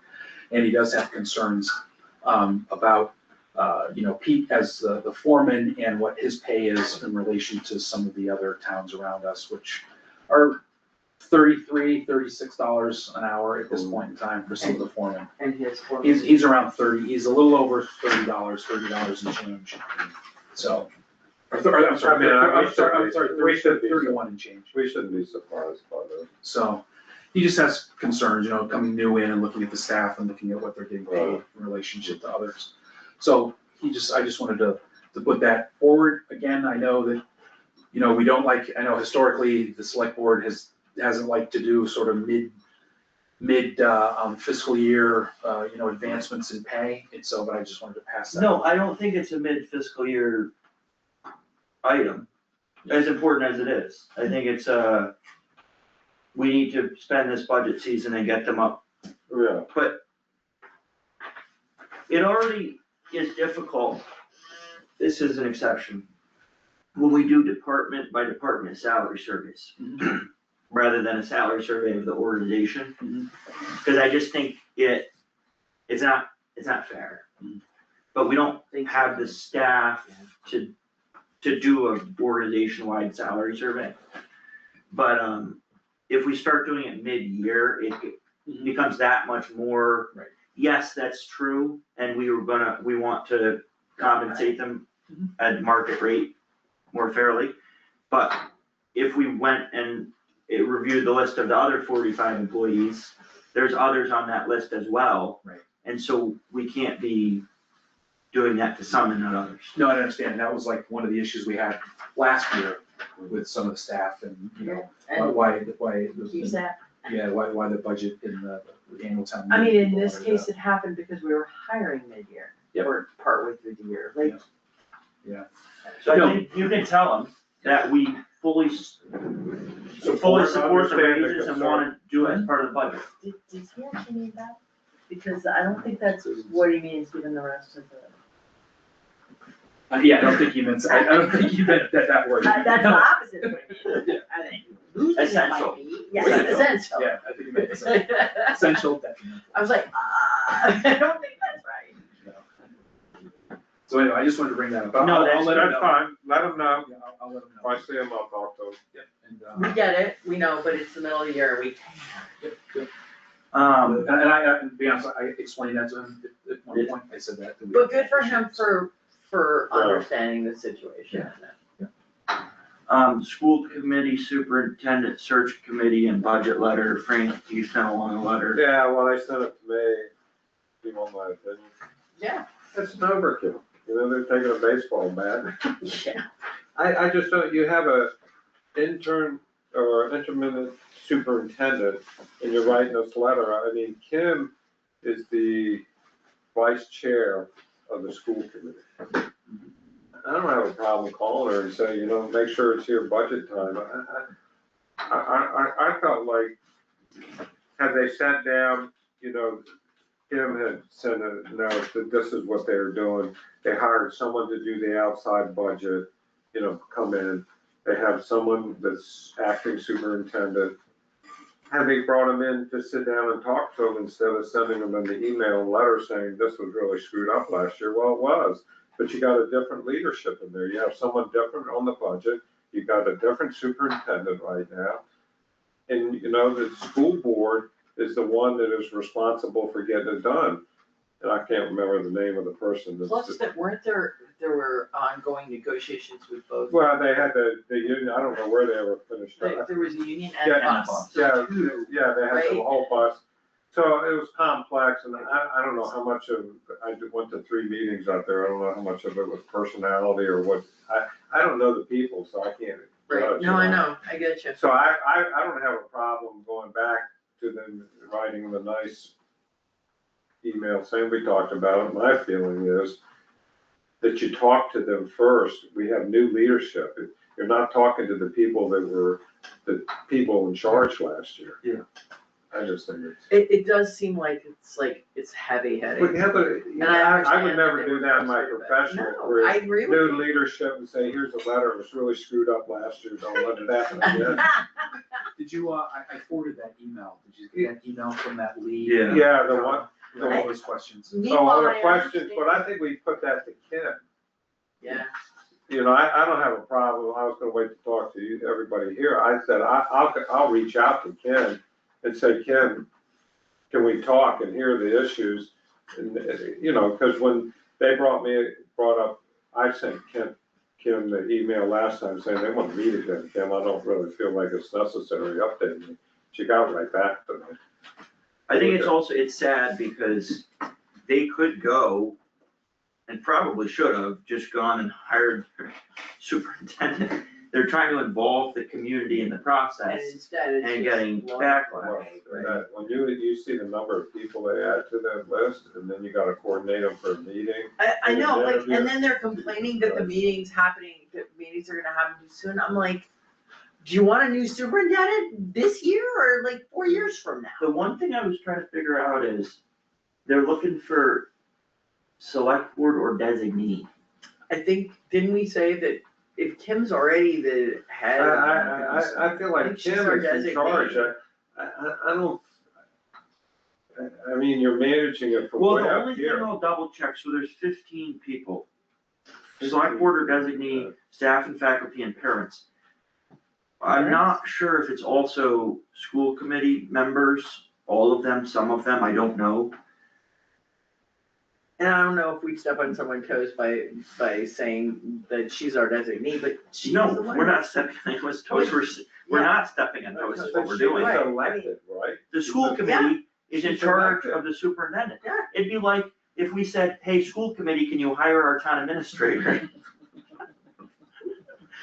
So I think, Yeah, if you had told me that 18 months ago, 2 years ago, it'd have been a lot easier. so, Damn. I didn't what- get that what- email. I'm a little confused here, cause I think they might be asking us to select somebody, but maybe I'll get back and say, yeah, get in touch with Kim or something. I'll call Kim, I'll get a hold of Kim and say, how do you wanna work it? I'm gonna tell her what's going on with this, and then I will, tell her that all these other questions and share that email about all the other questions, we don't know how to answer them. Well, we can put something on the Google page. Yeah, I About, agree, but You know, here's, if you have a question, please email Kim, she's the Right. vice chair of the school committee. and I don't have a problem making her a designee if she's willing to That's, serve. I mean, I'm so far removed from I it. know, and I feel like I have no command of it. I don't have no and command, I it don't would know just the be silly. personalities, I don't. Well, it's nice that they're involving some teachers and some parents, Yeah. but I just don't know where the school committees, are they also? They're not mentioned. I haven't heard anything about it.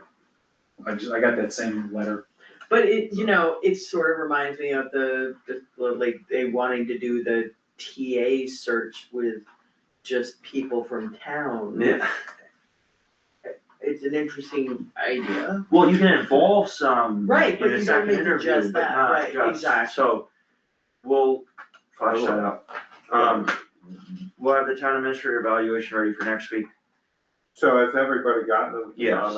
Okay. but they're a little late, so she's not ready, it's not her fault. Employee handbook, It's the first time I've ever had one ahead of schedule. employee handbook, We don't have to do it's it. kinda late. It's fine.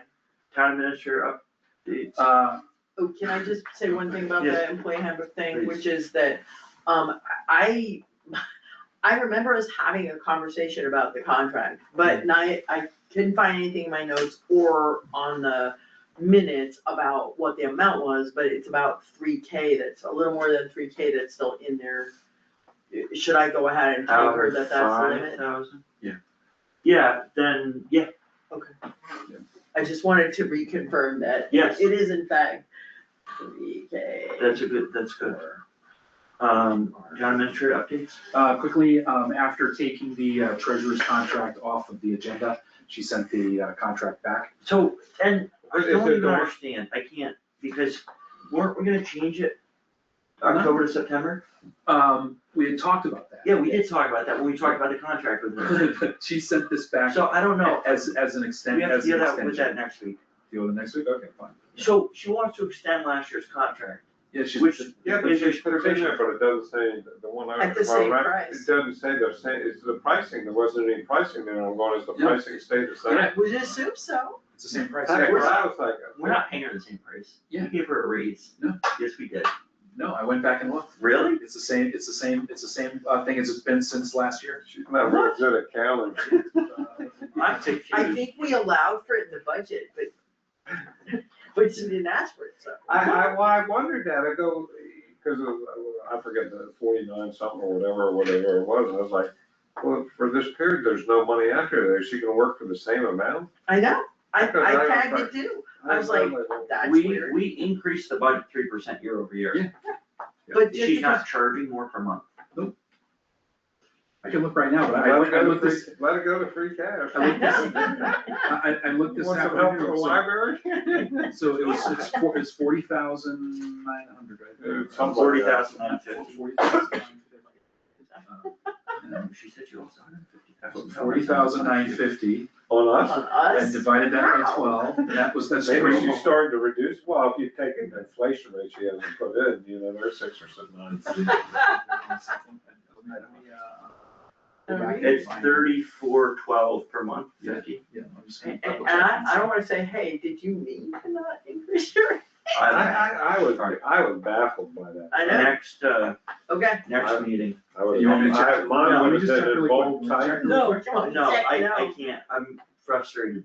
It is, because I checked today and it was the same, we've gotten the same invoice since January of this year. But I tell you, if you Google it, she's got a lot of townships.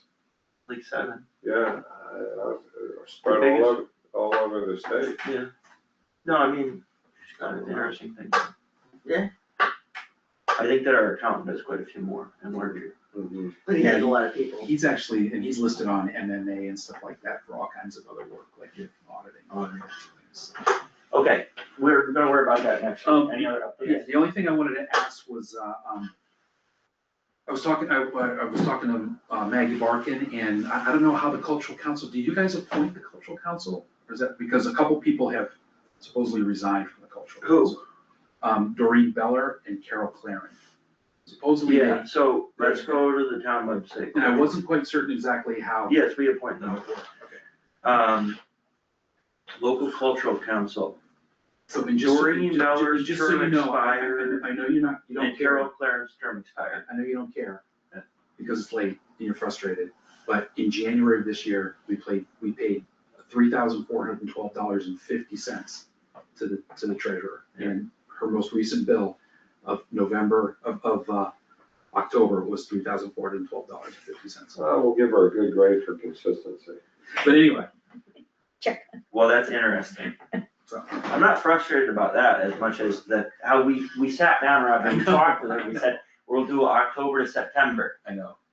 And then 2 months later, you wanna renew last year's contract, so, So their terms have both expired.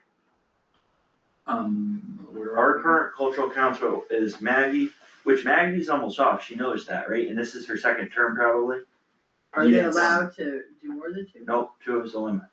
And so then we have Myrna Rosen, Cool. Stephanie Sloan, Jeff Myrna. Zimmerman, Maricopa Gilman, and Beth Hoffman. Yeah, I actually removed, I removed them, just because I removed them, but yeah, their terms were 6/13/26 was Doreen Beller. And Carol Claren was 6/30/27. So, did they submit a letter of resignation? That I'm not aware of. So 'Cause I- that, don't remove them until we get that, to the town clerk. Yeah. Not to me, not to you, to the town clerk. So I'll talk to Maggie about that, because she mentioned that. Yeah, if they wanna quit, they have to send them a letter of resignation. Because I wasn't certain, because I Yeah, asked, sounds like- because I asked Maggie, and she was talking about the state, the Mass Cultural Council and how they make that decision, so I wasn't quite certain how it all worked. But I don't know, all I know is any municipal appointed official, which would be anyone that we appoint, which we do appoint them. Mhm. State may also appoint them, I don't know. Yeah. No resignation is valid unless and until it's accepted in writing by the town clerk. all right, I'll get in touch. And if the town clerk resigns, they send it to the select board, And the select board resigns. it's town clerk. So, it's not as critical here, Yeah. but we don't want it to ever bite us because we Right. took someone off because they said they didn't wanna do it anymore and then they. So I'll, Meanwhile, the- we need to find Town out clerk two is more supposed to people be to doing appoint. that, because they have to Yes. track all So- this stuff, right? They, there's 6 people there now. Not seeing How many we're supposed to how have? many we're supposed to have. um, 6 people's not an is it in the emergency. bylaw? I don't know. I think it's-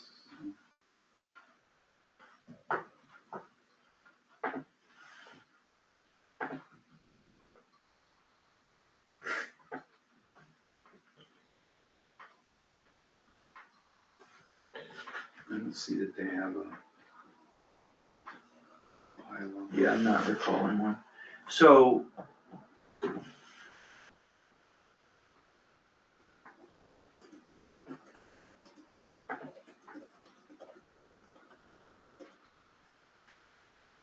Particularly with Maggie leaving. It When did says she they have a leave? minimum of 5 and a maximum of 22 members. Maximum. Is that on the state's website? That's MGL. So I 6 don't is know. what about 5? And I don't know also if we have,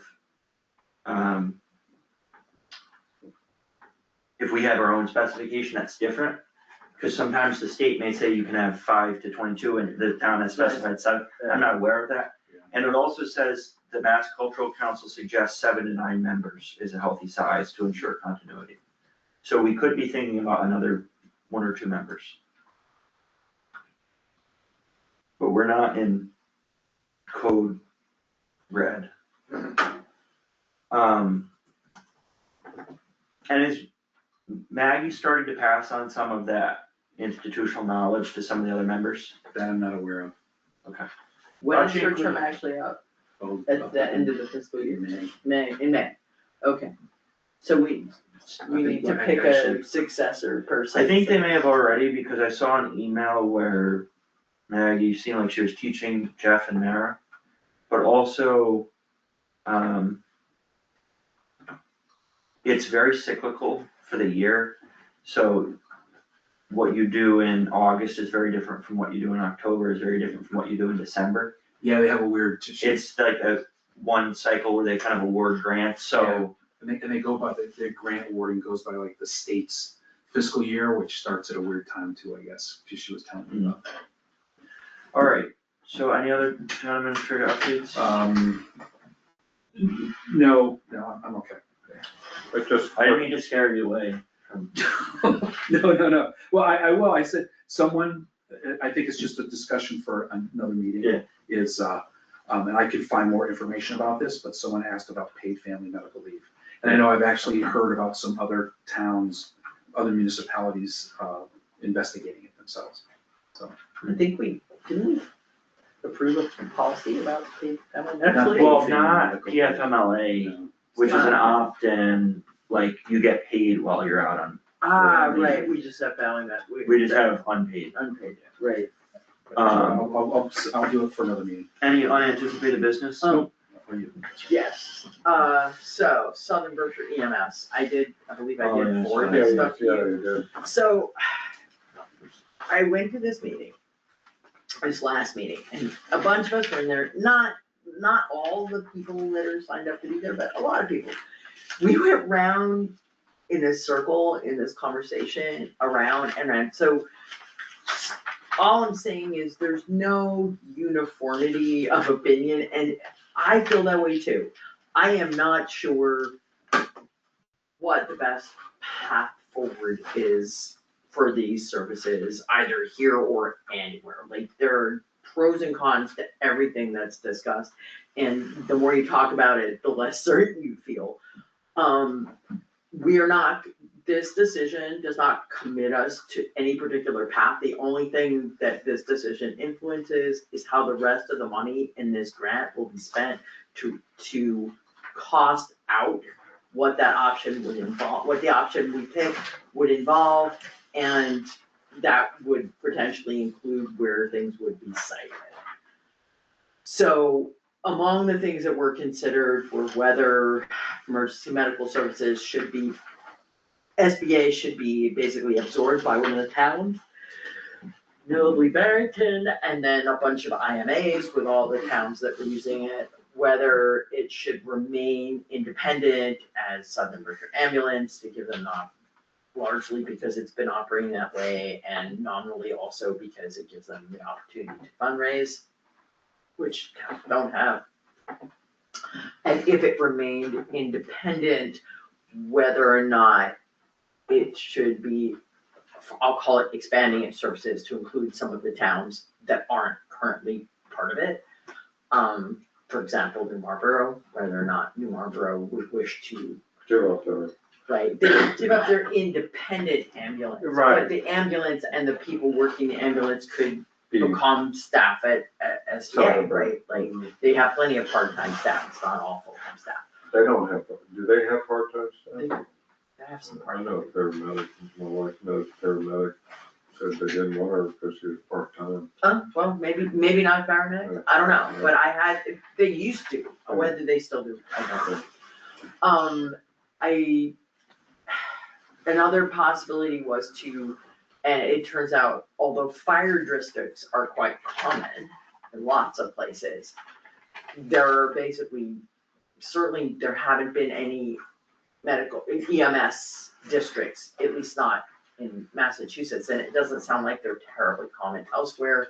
So I think Becca floated that as a concept that would be an intriguing thing to do, to start with EMS, enabling it to perhaps at some point take fire under its wing instead of the opposite way. I don't know. The downside of districts is that the upside for them is they get to tax separately and it doesn't go through town meeting. The downside to me is that they get to tax separately and it doesn't go through town meeting. And so as individual communities, I think you have less of a voice when it's done for a district. If I'm on the spot, I would say, sure, let's cost out what it would mean I would do that. to be part of that I SBA expanded service. We're already in it. Right, so- well, they're already, they've got a lot of the foundation Mm-hmm. for doing, billing and all the things that do it. Quite honestly, I don't think we should be in the ambulance business, because it's too expensive for one little town or whatever. And I've exchanged some emails with the people in Otis, and they still have stuff going on and they're working on it, but I think, I agree with you, let them study it, I'm not sure what a district means, but we're not gonna be able to take it, the cost is just prohibitive, so they're the biggest one in town, I don't know if it should be run by Great Barrington or stay a nonprofit, I don't know enough information. I'm just gonna pull up Becca's, because I think there were several questions she needed us to give answers to. I'm trying to. But her note said, the woman, the town administrator from Beckett said that she needed more time to answer the question. there's a timer ticking in the background here, and so, do we wanna be included in the analysis of expanding SBAS? We Yes. just said yes. Do you Whether we okay with should that, include your Justin? town in the analysis of a special district, we prefer the expanded SBS and not the district. Whether you would like assistance presenting these all, so do we want them to come in and talk to us about this? I would say yes. Cause if you say you go that route, you're gonna be paying. I wanna have an understanding now what we would. I think it's not even clear, I mean, it would be both I think yes, I would, you can always cancel the meeting. BLS and ALS. Yeah, I would say yes to that. Sure, I'm okay with it, My hands are tied because my mother-in-law works for Southern Berkshire Ambulance. Right. Does she work part-time? Yeah. There's the answer. And so I talked, You have I talked part-time. to the state ethics commission, they, if it's about giving more work to Southern Berkshire Ambulance, You can, it's a right, conflict of interest. right. And a mother-in-law counts the same as a parent Yeah, or it a does, child, it does, I so. look at- So, are you willing to give part of a meeting over to that? Yeah. Okay.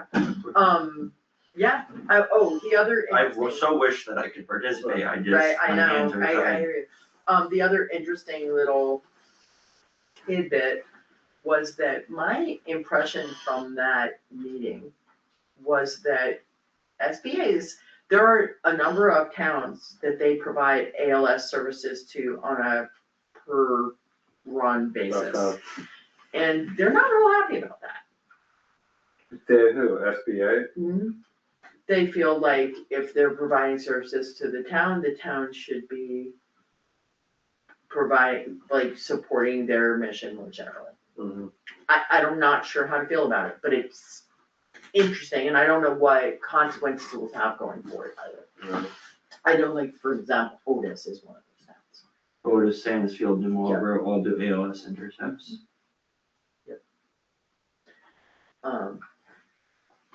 Sandifield's getting a new ambulance, right? I I thought they Yeah, but were. none of them have ALS. Sandisfield, New Marlboro, Otis. Right. So, I understand all of the forces involved here, and it's so complicated. But I think we go ahead and say, we'll have a meeting with them, but we'll be included. Yeah, I agree. I will so answer. You'll answer about the SBA part Yeah. too.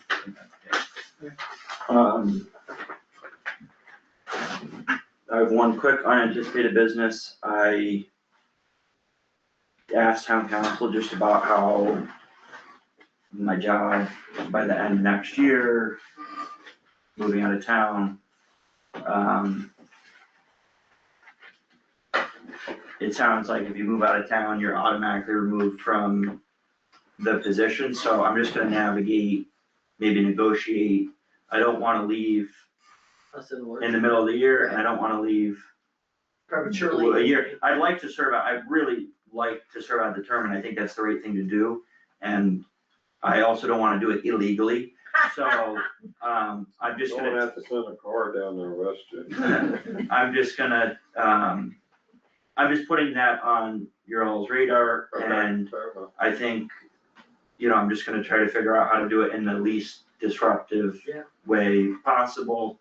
But I just was kind of learning that today, so. So now we need 2 candidates. Well, Damn it. I don't think that in May I'm gone. I mean, No, I no, think it, But he is. yeah, so, at the earliest, at the end of next year. Right, But with this news, gotta Yeah, figure it out, makes it more so, complicated. so, I agree. I didn't know, and I, it's only a few months to the end of the term, which I don't wanna leave. I'd like to Yeah, serve out the full term. We won't tell you anybody you moved.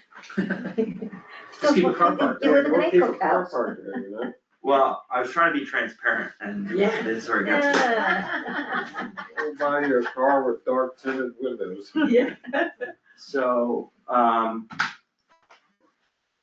Did you? comments and questions from the Did public? you see that there's a I already covered that. 14-year-old in Vermont running for governor? There's Can't even no vote, age, running for that's governor. right, but he got 500 signatures and he's running for governor, there's no required age in the state of Vermont for governor. I think most And his politicians lieutenant have governor's an IQ also of like 18-year-olds. I love it, I think it's You awesome. don't do minutes? Why not? Yeah, are we ready to do minutes? Yeah. No comment? There's only the 1 week.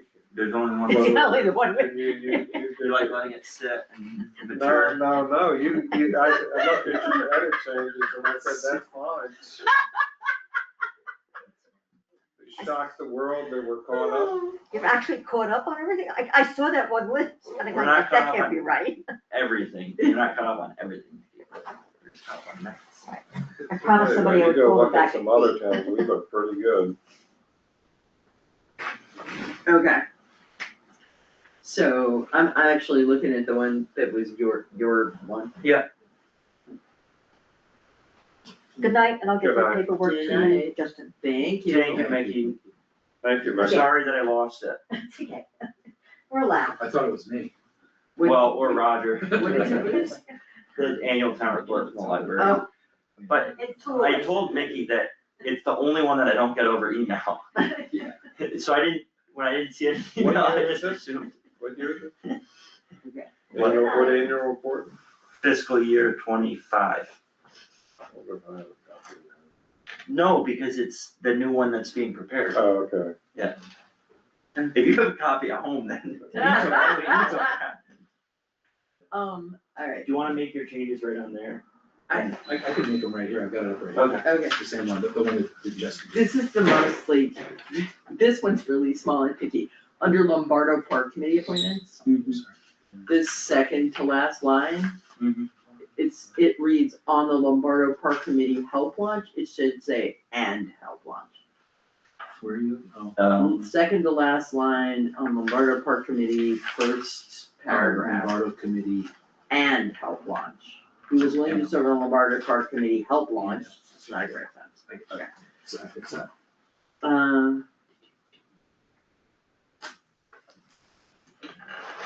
Yeah. So, under bylaw review committee proposal, Yeah. I deleted in the second paragraph, Yeah. I deleted the sentence, she emphasized the need to eliminate, Yeah. blah, blah, blah, Delete the whole thing. yeah. Cause We don't need extensive discussion about formatting, I suppose. Well, more important, it's not just that, but the same thing, but the content is delivered in the next paragraph anyway. Yeah. So there's really no point for those things.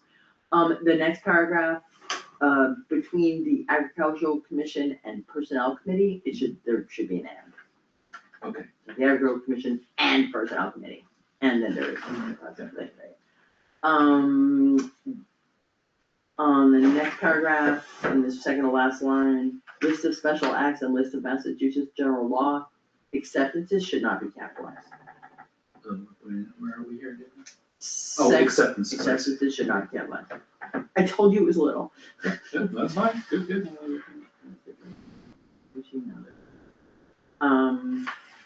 Okay, under review employee handbook, did we actually discuss a budget that week? Because I couldn't find it in my notes, but I remember we had a conversation, because otherwise, like, it wasn't in my notes, and it wasn't in the minutes, and yet I feel as though we did have a conversation. I remember saying that there was $5,000 in it at the time. Right, there was in fact only 3,000, I guess. Yeah, because actually there's I need to do a reclassification. So Okay. I remember looking it up and saying there's $5,000. And we basically said we had enough money to do whatever we wanted, so we did have a conversation Yeah, about that. yeah. Okay, it wasn't just that I was crazy. Alright, for some reason, you get listed out here with what you did, and mine don't do that, it's very weird. The track changes, Yeah, did you eliminate certain people eliminate them?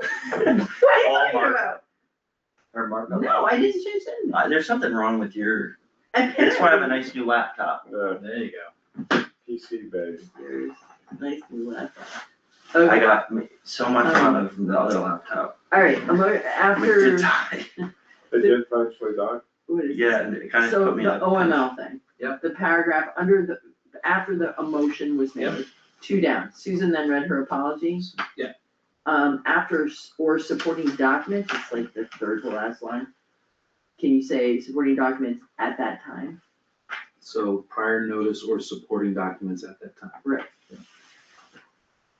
And in the next paragraph, Noel noted that she had previously provided Chair Maycock with contact information. That's true. Where are we again? The next paragraph after that, at that time, Noel thanked the board for addressing the matter. Noel noted that she had previously provided, adding Chair Maycock with. She previously provided, Chair Makeup with contact information? Yes. Yeah. Exactly.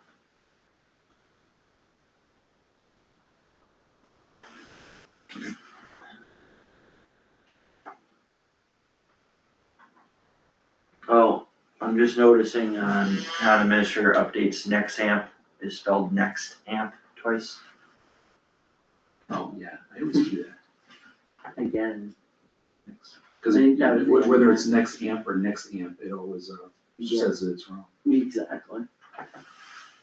Okay. I think that's it. Motion to approve the minutes of, November 25th as amended. Second, Call vote. Yes, Yes, unanimously approved. Is there a motion to adjourn? I make a motion that we adjourn. say We'll call a vote on adjourning. yes. Yes. And yes, so meeting adjourned at 8:11 PM by unanimous vote.